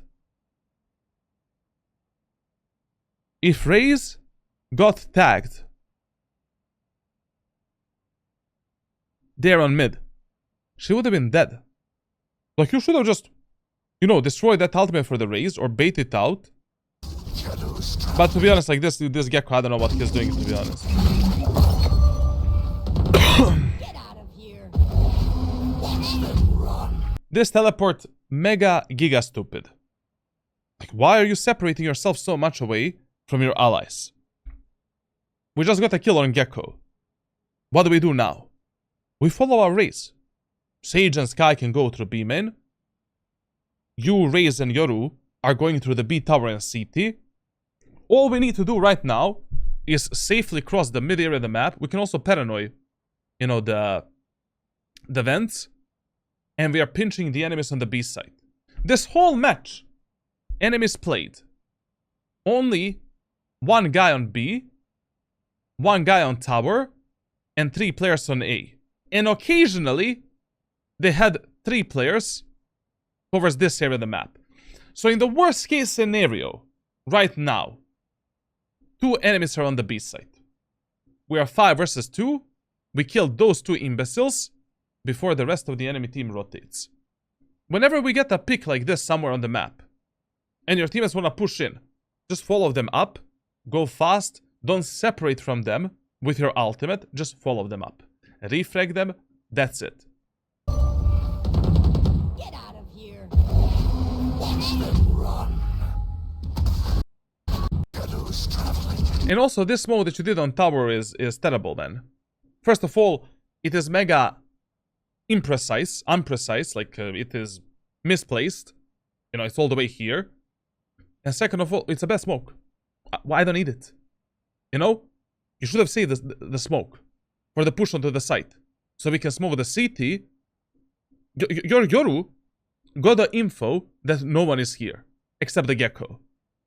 Like, with this smoke, and with the push through the split, through the B-main and tower, we demolish the enemies on the site, plant the spike, Yoru is all the way in the CT, he can maybe get some kills, and we win this round like the normal human beings. Get out of here. Watch them run.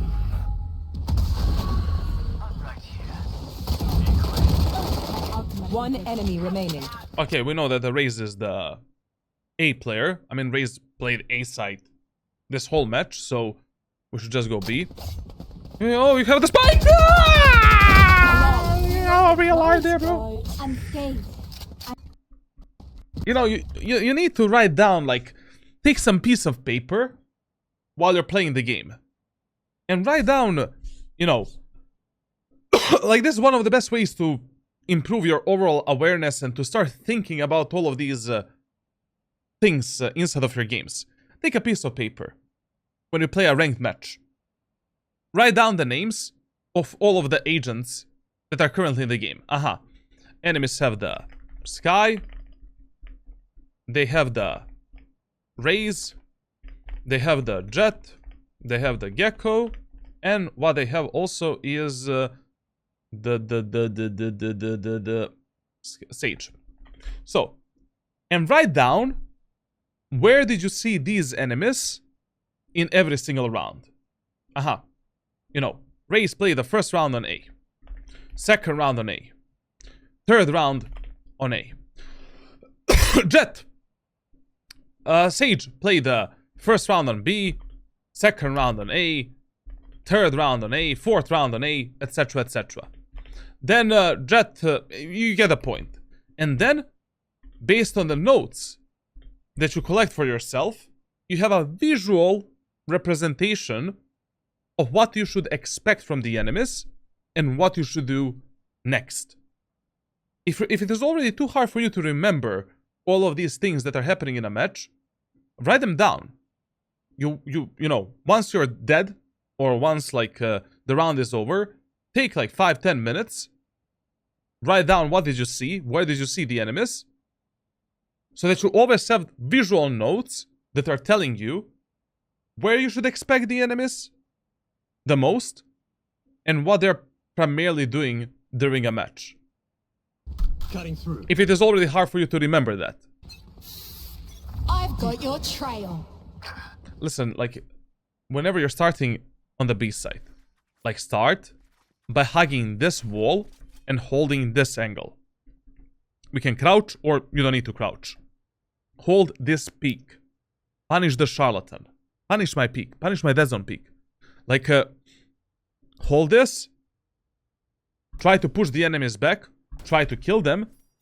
And protect your allies. And then we move in. And you really don't want to use the smokes from this spot, man. Like, while you're fully exposed from this peak right here. Like, get into this corner and then do the smokes. Anyways, why the fuck are we doing the smokes? We didn't take, nothing. We didn't take an inch of a map. Enemy Sky did the ultimate. We need to destroy the ultimate, reset around a bit, see what our teammates want to do, and then we do something. What are these smokes for? That is such a premature smoke. Basically, when you're executing B side, you know, of split, you want to use the smoke on tower. You want to use the first smoke when your teammates are crossing this line. And the second smoke when your teammates are crossing this line. And then, as a third thing, we're using the paranoia to flash something as we're going in. And we are following up our allies, and that's it. When sending you VOD to review, do you think it's best to send you a VOD of an absolute garbage game or like a mid game? The best VOD for a review is the VOD that represents your average gameplay. I bet how you play Valorant on average and what happens for you on average, that is the best thing to review. Get out of my way. And please, when you're picking the angles, you need to jiggle pick them more and clear them properly. Like, you need to stop, move, stop, move, stop, move. Like, let me showcase you how you properly clear the B main area of the map. If you want to fight the enemies, you know. We jiggle pick this, now we move in. Jiggle pick this, move in. We can peel these angles one at a time. Then we pull ourselves away from this wall, jiggle pick this off angle, jiggle pick this, jiggle pick this, jiggle pick this. Then clear the upper positions if enemies have movement agents. Clear this, clear this, clear this, clear this. And you can clear all of this with a silent step mechanic without making a single sound. If our teammates are making the footsteps, we're running. Fuck all of this shit. Jump spot the enemies, and we cleared all of the angles. But now, peeling these positions, mega dangerous. Cutting through. And you see, like, now we're pushing onto the B side, and we don't have the tower smoke at all. You know, chill a bit with your smokes. You want to use them when you're ready to execute something, when you pressure the enemies back. And you should always have the visual indicators when you're using your Omen smokes. You know, when you and your teammates reach a certain position, then you want to use a certain piece of utility. Like I've explained in the example here in the B-main. Stealing sight. No. Listen, whenever you're going for this play, you don't want to flash the enemies like at the backside. You always want to flash the enemies on the site. Do this. So the enemies from the site don't see you. Like, when I do this play, I'm never doing this. It's usually better to just do this. Do this. Flash the enemies on the site. And now we go up. Now we go there fast. And I'm never spending inside of this smoke more than a second. Well, 0.5 seconds essentially. Stealing sight. No. Who's traveling? Stealing sight. And also, like, when you're going for that teleport up there, like another mistake. You don't want to go all the way here and do this. You want to go. You want to hug this wall and then do this. Because if you do this, you're overexposed. You know, from the actual site. Your teammates cannot refrag you. They don't see the enemies here. And you're just fucking dead. Like, you hug this wall, path in with a gun, do this, do this, bap, bap, bap, bap, bap, bap, bap. Oh, we got revived. Here. Harden up, girl. It's okay. Blinded. Here. Okay, I mean, this mode that he did here was like, okay, because we are in the numbers disadvantage. We need to outplay the enemies. Like, this is one of these plays that it can work, it doesn't need to work. You know? It can work, it doesn't need to work. Spike down B. I'm really curious about using ultimate on the attack. I've explained it completely like in my ranked playbook on Discord server. I'm just gonna give you one tip, specific tip for split. Like on split, like the best usage of your ultimate is pushing the B site. Basically, like giving your teammates a smoke here, using a paranoia for the middle of the site, and then teleporting here. And then we can easily pinch the enemies and fuck them up on the site. Or you can save the paranoia as well, and from this position, once you teleport, paranoid the enemies at the backside and take more space with your teammates. But when do you want to teleport? When your teammates are getting out of this choke point. Like, you don't want to teleport when your teammates are chilling here. Because if your teammates are smoked off, it would be stupid to commit to this teleport. Timing when you use the teleport to make the sandwich out of the enemies, I mean your ultimate, is mega important. Like, you always want to use your ultimate at the moment of time when your teammates are getting out of a choke point. Last player standing.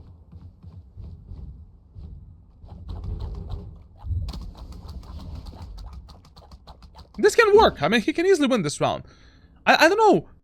Like, here, enemies have no idea where the fuck you are. To be honest. Like, why don't you just go onto B tower and try to backstab them? I mean, like, you know, like, I highly doubt that these enemies are expecting you from behind. To be honest. Like, they saw you in the B main area of the map. Like, I don't know. I highly doubt that enemies in this elo are gonna expect the push from the CT. And that would be much better. Like, you have 40 seconds to plant the spike. I mean, here you have the 40 seconds. Just wrap them around. I mean, if we kill both of them, we don't need to plant the spike at the end of the day. And I think they're both on B tower. One enemy remaining. Is it? Actually, no, they're not both on B tower. One enemy remaining. But anyways, you should have taken that. That gamble was much better.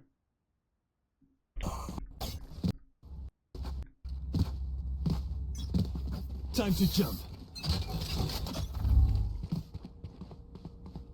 Decoy. Hold that angle. Like, listen. When you're pushing the B main area of the map, I don't allow the enemies to cross this without you seeing them. Like, just hold it for information at the end of the day. Like, hold it like this. A tight angle, you know, a pixel angle, where you only see the enemy's colors. And that's it. Maybe you kill them, maybe you don't kill them, like whatever. Like over time, you should be able to kill the enemies even on an angle like this. Like you should develop your reaction time to even kill this type of an enemy on this type of an angle at least 3 out of 10 times. But at least, like, don't do this. Allowing the enemies to take an off angle like this, surprising you and your teammates, allowing one enemy to come here, then one enemy is baiting here. Gecko is using in the flash, Raze is fucking you up from here. We're getting fucked in the beam in. And listen, like, whenever you have 2 or more teammates working up the mid area of the map, give them a smoke for something. Like, on mid. Like, if you're splitting B, give them a one-way for the vents. Maybe give them paranoia for the B tower. Some improvised paranoia. Like, allow them to move in. How to develop reaction time? I'm gonna share private coaching videos explaining that topic. Can someone heal me? Shadows traveling. Thank you. And you see, what are these smokes, man? Our teammates are still not ready to go in. Like, why do we smoke anything? Like, now, at 120, you should have smoked B tower. We should have smoked CT. Default setup. Flash the enemies on site and move in. I don't know why are you using this setup right now? We have a numbers advantage. There's maximum 1 or 2 enemies on the site. And we can kill them together. If we move in together. Going out. And you 100% should have cleared this angle behind you, because enemies set a timing to move into that position. And listen, whenever when you have this type of a smoke, remember that you're always teleporting here, essentially. And then from this position, we're aggressing the enemies, entering the smoke, and wrapping the enemies around the smoke. If you don't know if the enemies are there, you can just jump spot them first, then get here, and then move in.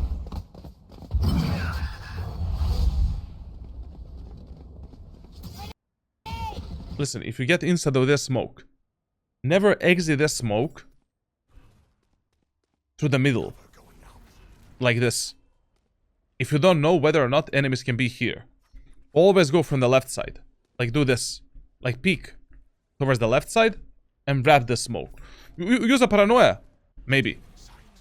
So you're safe from the back side, and now we can peel all of these angles one at a time. How do you know that one enemy is not behind you? I mean, I don't know that. You don't know it. Like, never play Valorant based on pre-assumptions. That's the worst thing you can do. Always be 100% certain whether or not this guy that currently anally penetrated you can be behind you or in a certain area of the map. Always. Always clear these angles. Anyways, in that one round, when you used your ultimate on the B side, where did you see enemy sky play? At the back side. You should have, like, we saw an enemy play there once. We should be expecting enemies playing on that position.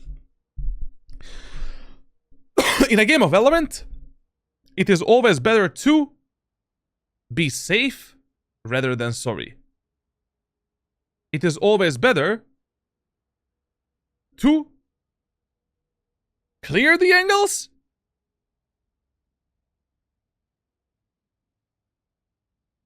instead of not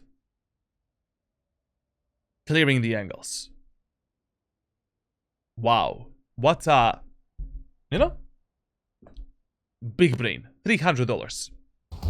Cutting.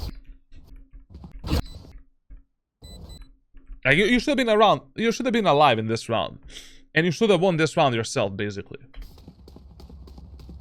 To be honest, like, all of these executes are, like, just mega bad. Like, in terms of timings and everything, like, enemies are bad.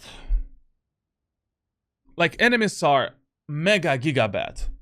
Like, if these are the players that you're playing against, Like, you should be ranking up with the speed of light. Like, it is insane that we are losing these rounds. Like, here, it doesn't matter if you push A, if you push B, if you push mid. As long as you do a proper execute, you have a proper timing, you clear the angles properly, you push in the right way with your teammates, you're gonna win that fucking round. Because these enemies are terrible. Like, mega bad.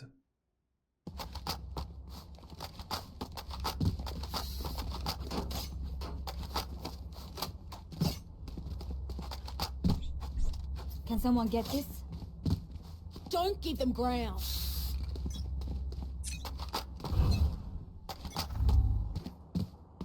Okay. Once again, we talked about this. Shadows traveling. Welcome. Yeah, okay, please. Enemy spotted A. Shadows traveling. No. 1, 2, 3, 4, 5, 6, 7. So it took you around 7 or 8 seconds in order to use this aggressive smoke for an outplay. You see what happened? You know, like, enemy Sky wrapped behind the smoke to fuck up your teammates. Enemy Raze was in front of, actually inside of the smoke. This is not gonna work. Like, if you wanna go for this play, basically, you're using this smoke when you're ready to go out. You know, like, we can use this one-way smoke a bit sooner, you know, when we are here. But then, we use the smoke here, and then do this. Or you use the smoke, use the paranoia on the left side, so the enemies cannot peek us there, and let's go in. Then we wrap into the smoke. Aha, Sky is peeking behind the smoke. Ba ba ba ba! Sky dead. We can move into the site. Jump spot the site. Aha, Raze is here. Bub up. Bub up. Take the kills, but it took too much time to, like, do this play. It's down. I'm in a... Oh, sorry, I don't know what happened. Just a second. Cover going out. Hawk out. Shadows traveling. Who gives a fuck about Spike, huh? Blinding. Like, both of these smokes were terrible. Like, smoke on B tower is bad. It is not precise enough. This smoke on the site is terrible as well. Like, I mean, when you're doing this smoke in the middle of the site to go for an aggro play and to close the gap with the enemies, it should always look like this. Basically, it should give you a Kabi position here to close the gap with the enemies on the backside, and it should be more towards the enemies, like that. So we can also teleport here as well, and from this position maybe contest the enemies here, here, here. Like you did this type of a smoke. Like, what the fuck is this?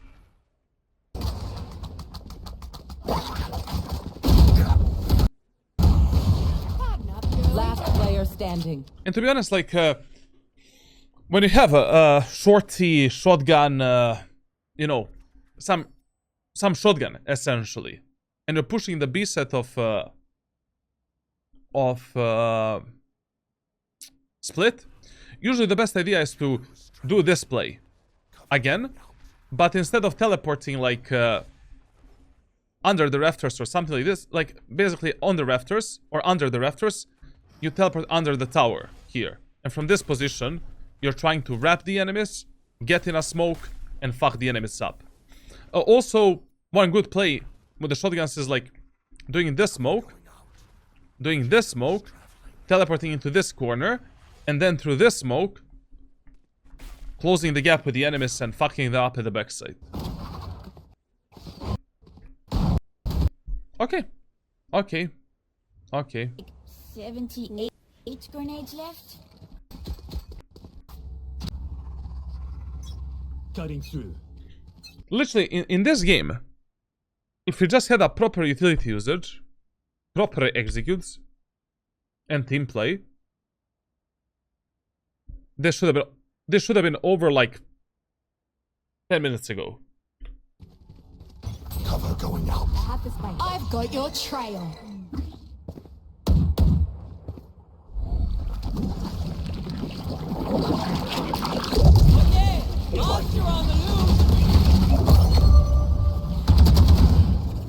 listen, whenever enemies have flash type of characters, and these flash type of characters are...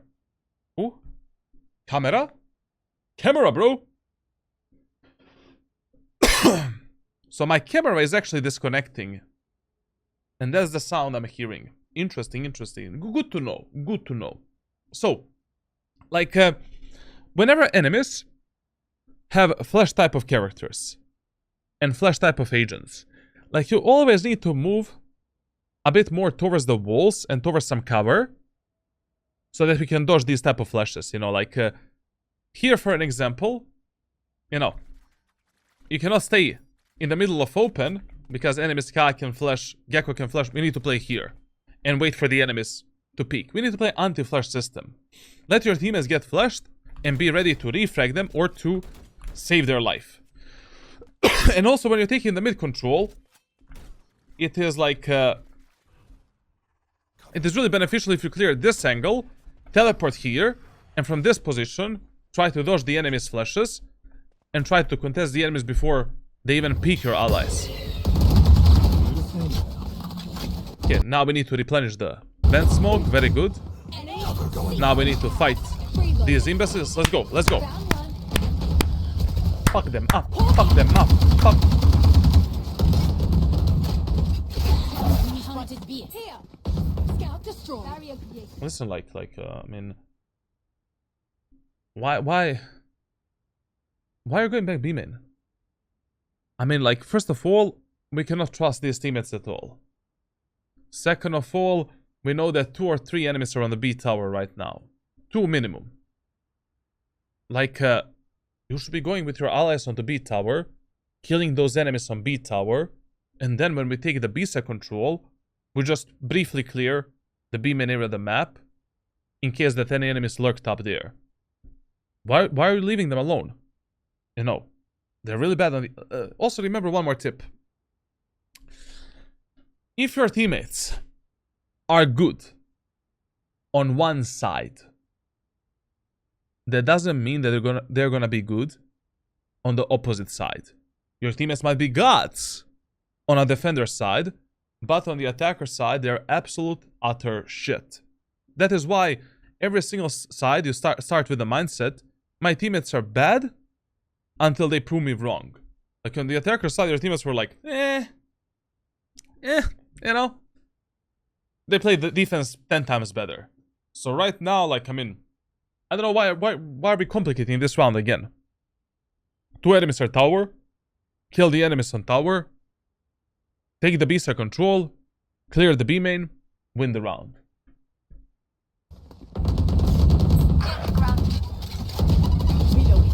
I really don't know what was that decision to go like back B main.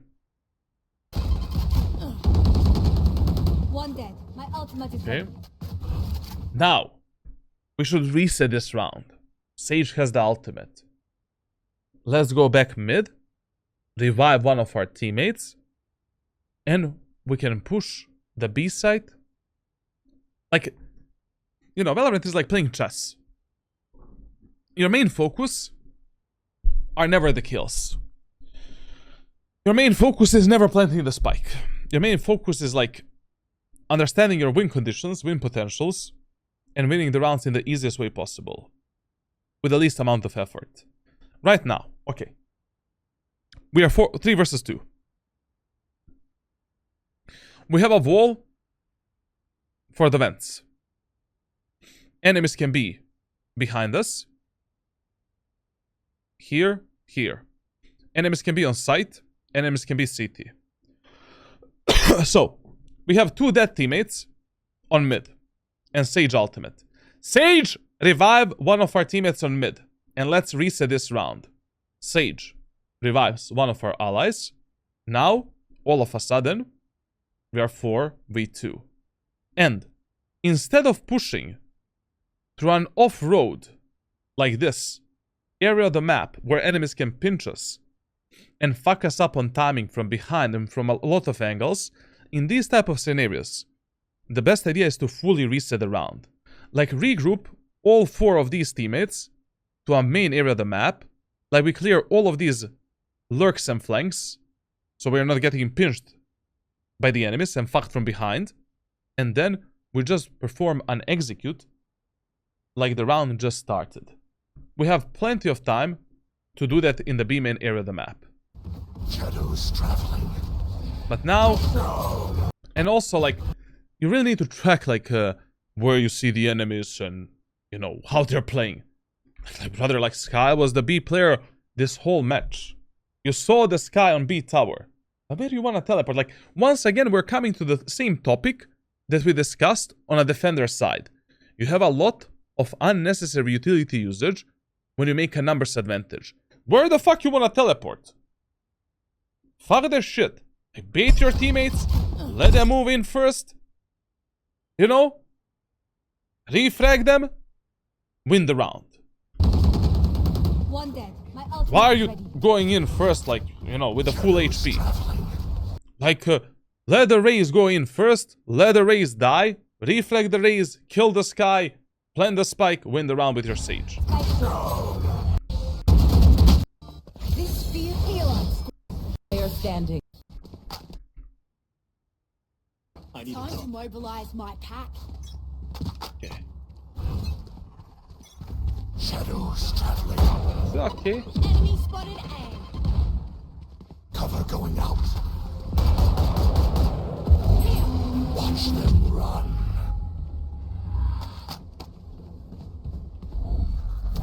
Stealing sight. At least we experimented a bit. at least we experimented a bit. This play that you did. Never. Like, literally. Never, ever, in any elo, any lobby, any situation, like, you're never using your ultimate inside of your smoke in an area of the map where enemies can wait for you to teleport, get in a smoke and fuck you up. Never, ever. Like, ultimate on split. You're only using for fast rotations to pick up the spike, to reconnect with your allies, to reveal the enemies as a recon tool, and to make the sandwich out of the enemies when we are doing some kind of a 5-man execute through B main or A main. You know, like, we're basically using the tower smoke, CT smoke, Paranoimus Rex, TP here. Once your teammates are getting out of this choke point, we're pinching the enemies from 2 different positions, revealing them at the backside, and entering the site. On A side, we're doing a 5-man push on A. One-way smoke for the rafters, CT smoke, Paranoimus Rex for the backside, or for this area of the map, and we're teleporting inside of this corner or inside of this corner. Once our teammates are moving out through this choke point, pinching the enemies, revealing them on site, and fighting together with our allies. I mean, we can also teleport, obviously, in the elbow as well. Like, that's also a good teleport. But doing this smoke and using your ultimate in this smoke, there's not a single variation, scenario, anything in Valorant where you should do this type of a play. Period. Generally speaking, like, you're never using your ultimate to teleport inside of your smokes. Never. Because then you're kinda, you know, exposed from a lot of different peaks. Like, this enemy Raze can be sitting here, waiting for you to TP, backstabbing you. Raze can be here, on this part of the smoke. She waits for you to TP, you TP, bam. Insta kill, instant death. You're out, essentially. Now, to be honest, like, I think we're done with this VOD review. Like, we've seen plenty enough, and I have a really good idea what I'm gonna recommend you. You know what is kind of sad in this VOD? I don't hear his comms, man. His comms got muted, and I cannot see, like, what is he telling his teammates to do, and you know, what's actually happening in this match. Let's see the overtime briefly, just what's gonna happen.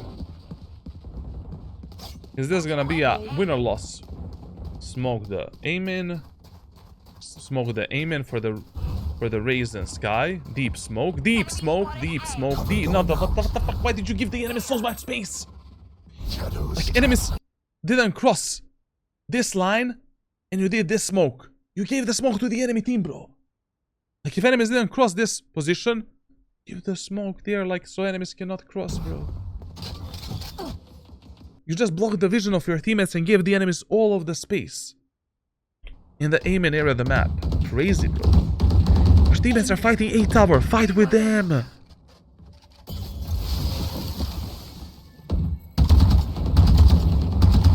One enemy. I don't know how we won this round. Like, enemies are just bad. you should have. I don't know. Whatever.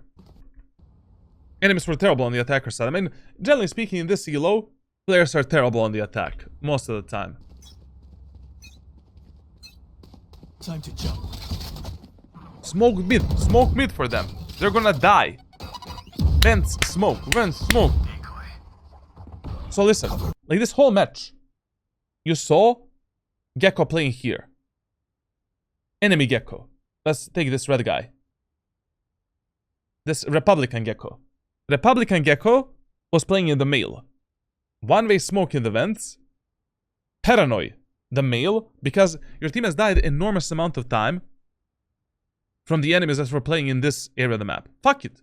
Do this type of improvised paranoia.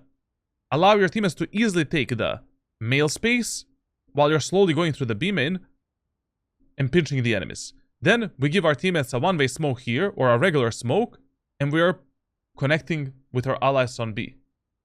But you should never be this guy.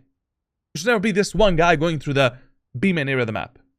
Like, it really doesn't matter what you do right now if your teammates get fucked on mid.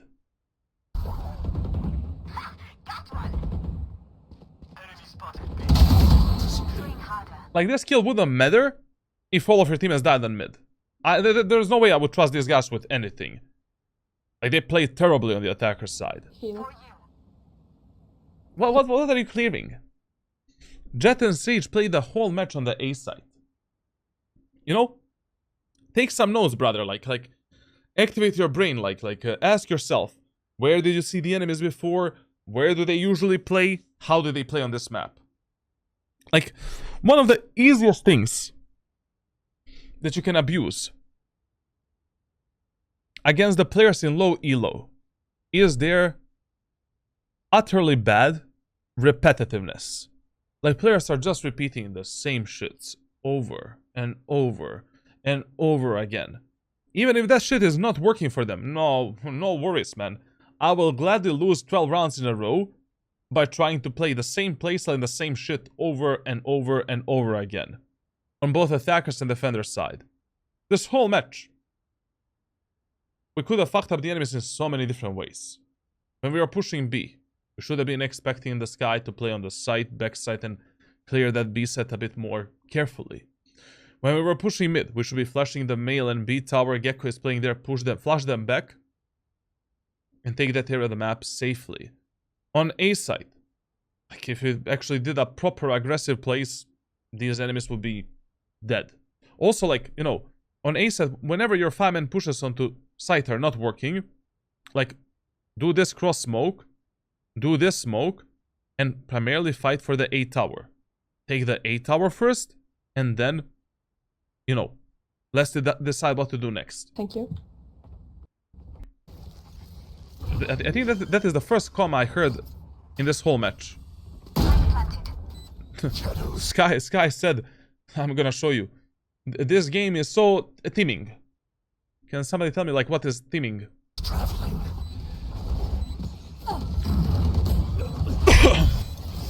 Okay, we have paranoia now. To be honest, like, even though you're 4 versus 2 here, I would just flash these two idiots on mid. You know, when you can get some easy kills with a paranoia and enemies are close to you, like, I would just flash this Jett and Sage and just delete them from the map, like. I mean, obviously there's no reason for you to risk that, but whatever. And when you're playing on this position, you really want to play in a way that we discussed in one of the previous rounds, you know. Standing all the way here. And pay attention on when your smoke is expiring, because you will have to replenish it. Okay, now this is an easy round, to be honest. Like, is it? One enemy remaining. I Attackers win. don't want to speak about it. My ultimate is ready. Okay. Overall, my final statement is interesting. Basically. Now, we discussed enormous amount of things throughout this VOD review about the Omen, about your playstyle, your gameplay, stuff like that. In the next 24 hours, I'm going to review this VOD one more time privately, and then through the private messages, I'm going to hit you up with some kind of a training, aim training as well, and with the private coaching videos that are going to help you with finding solutions to these problems that you have within your gameplay. If you apply everything that I'm going to share with you, in the following 2 to 3 months, you should easily touch either Diamond or maybe even Ascendant. Because if you're Silver 2, with this type of gameplay, I mean, things can only get better from this moment on. Now, listen here. Another update I need to make. Like, starting from January, I'm basically building my own website for coaching. Like, something similar to what Wukujin had. Because I need to start, you know, keeping up all of the notes for the players that I do the VOD reviews. Because some of you guys are submitting like 5, 6, 7, 8 VOD reviews during a year. So I'm going to keep the track not only about the players that I privately coach, but also I want to keep the track of the players that I coach publicly as well, you know, through these live VOD reviews. So, because somebody made a comment on my YouTube channel, like, it would be a lot easier if I write down all of the notes during the VOD review, so you can always self-reflect. That is true, but also all of these VOD reviews are uploaded on my second, you know, YouTube channel, so you can rewatch them at any moment of time, and, you know, you can just take the notes yourself as well at the end of the day. Do you have a development team for your website? I am the development team. That was one of my jobs, like, that I did, like, a few years ago. Like, it's been 7 years? You know? Okay. Thank you for watching another VOD review, another video. Make sure to subscribe, leave a like, leave a comment. Join my Discord server for private coaching, for the ranked playbook, for the giveaways, for the community custom games, for a lot of good stuff that is coming in January 2025. I'll keep you updated. Tell me down in the comments, you know, which agent you want to see next, which map, which rank, you know. And enjoy my daily live streams where I'm definitely not losing my mental health. Soon, we're also doing a rank 1 grind again. That is going to happen in January, like 2025. So that's also going to be interesting. Like, I'll be playing Valorant like 8 to 10 hours per day, solo queue. Thank you for watching, and I will see you in the next one.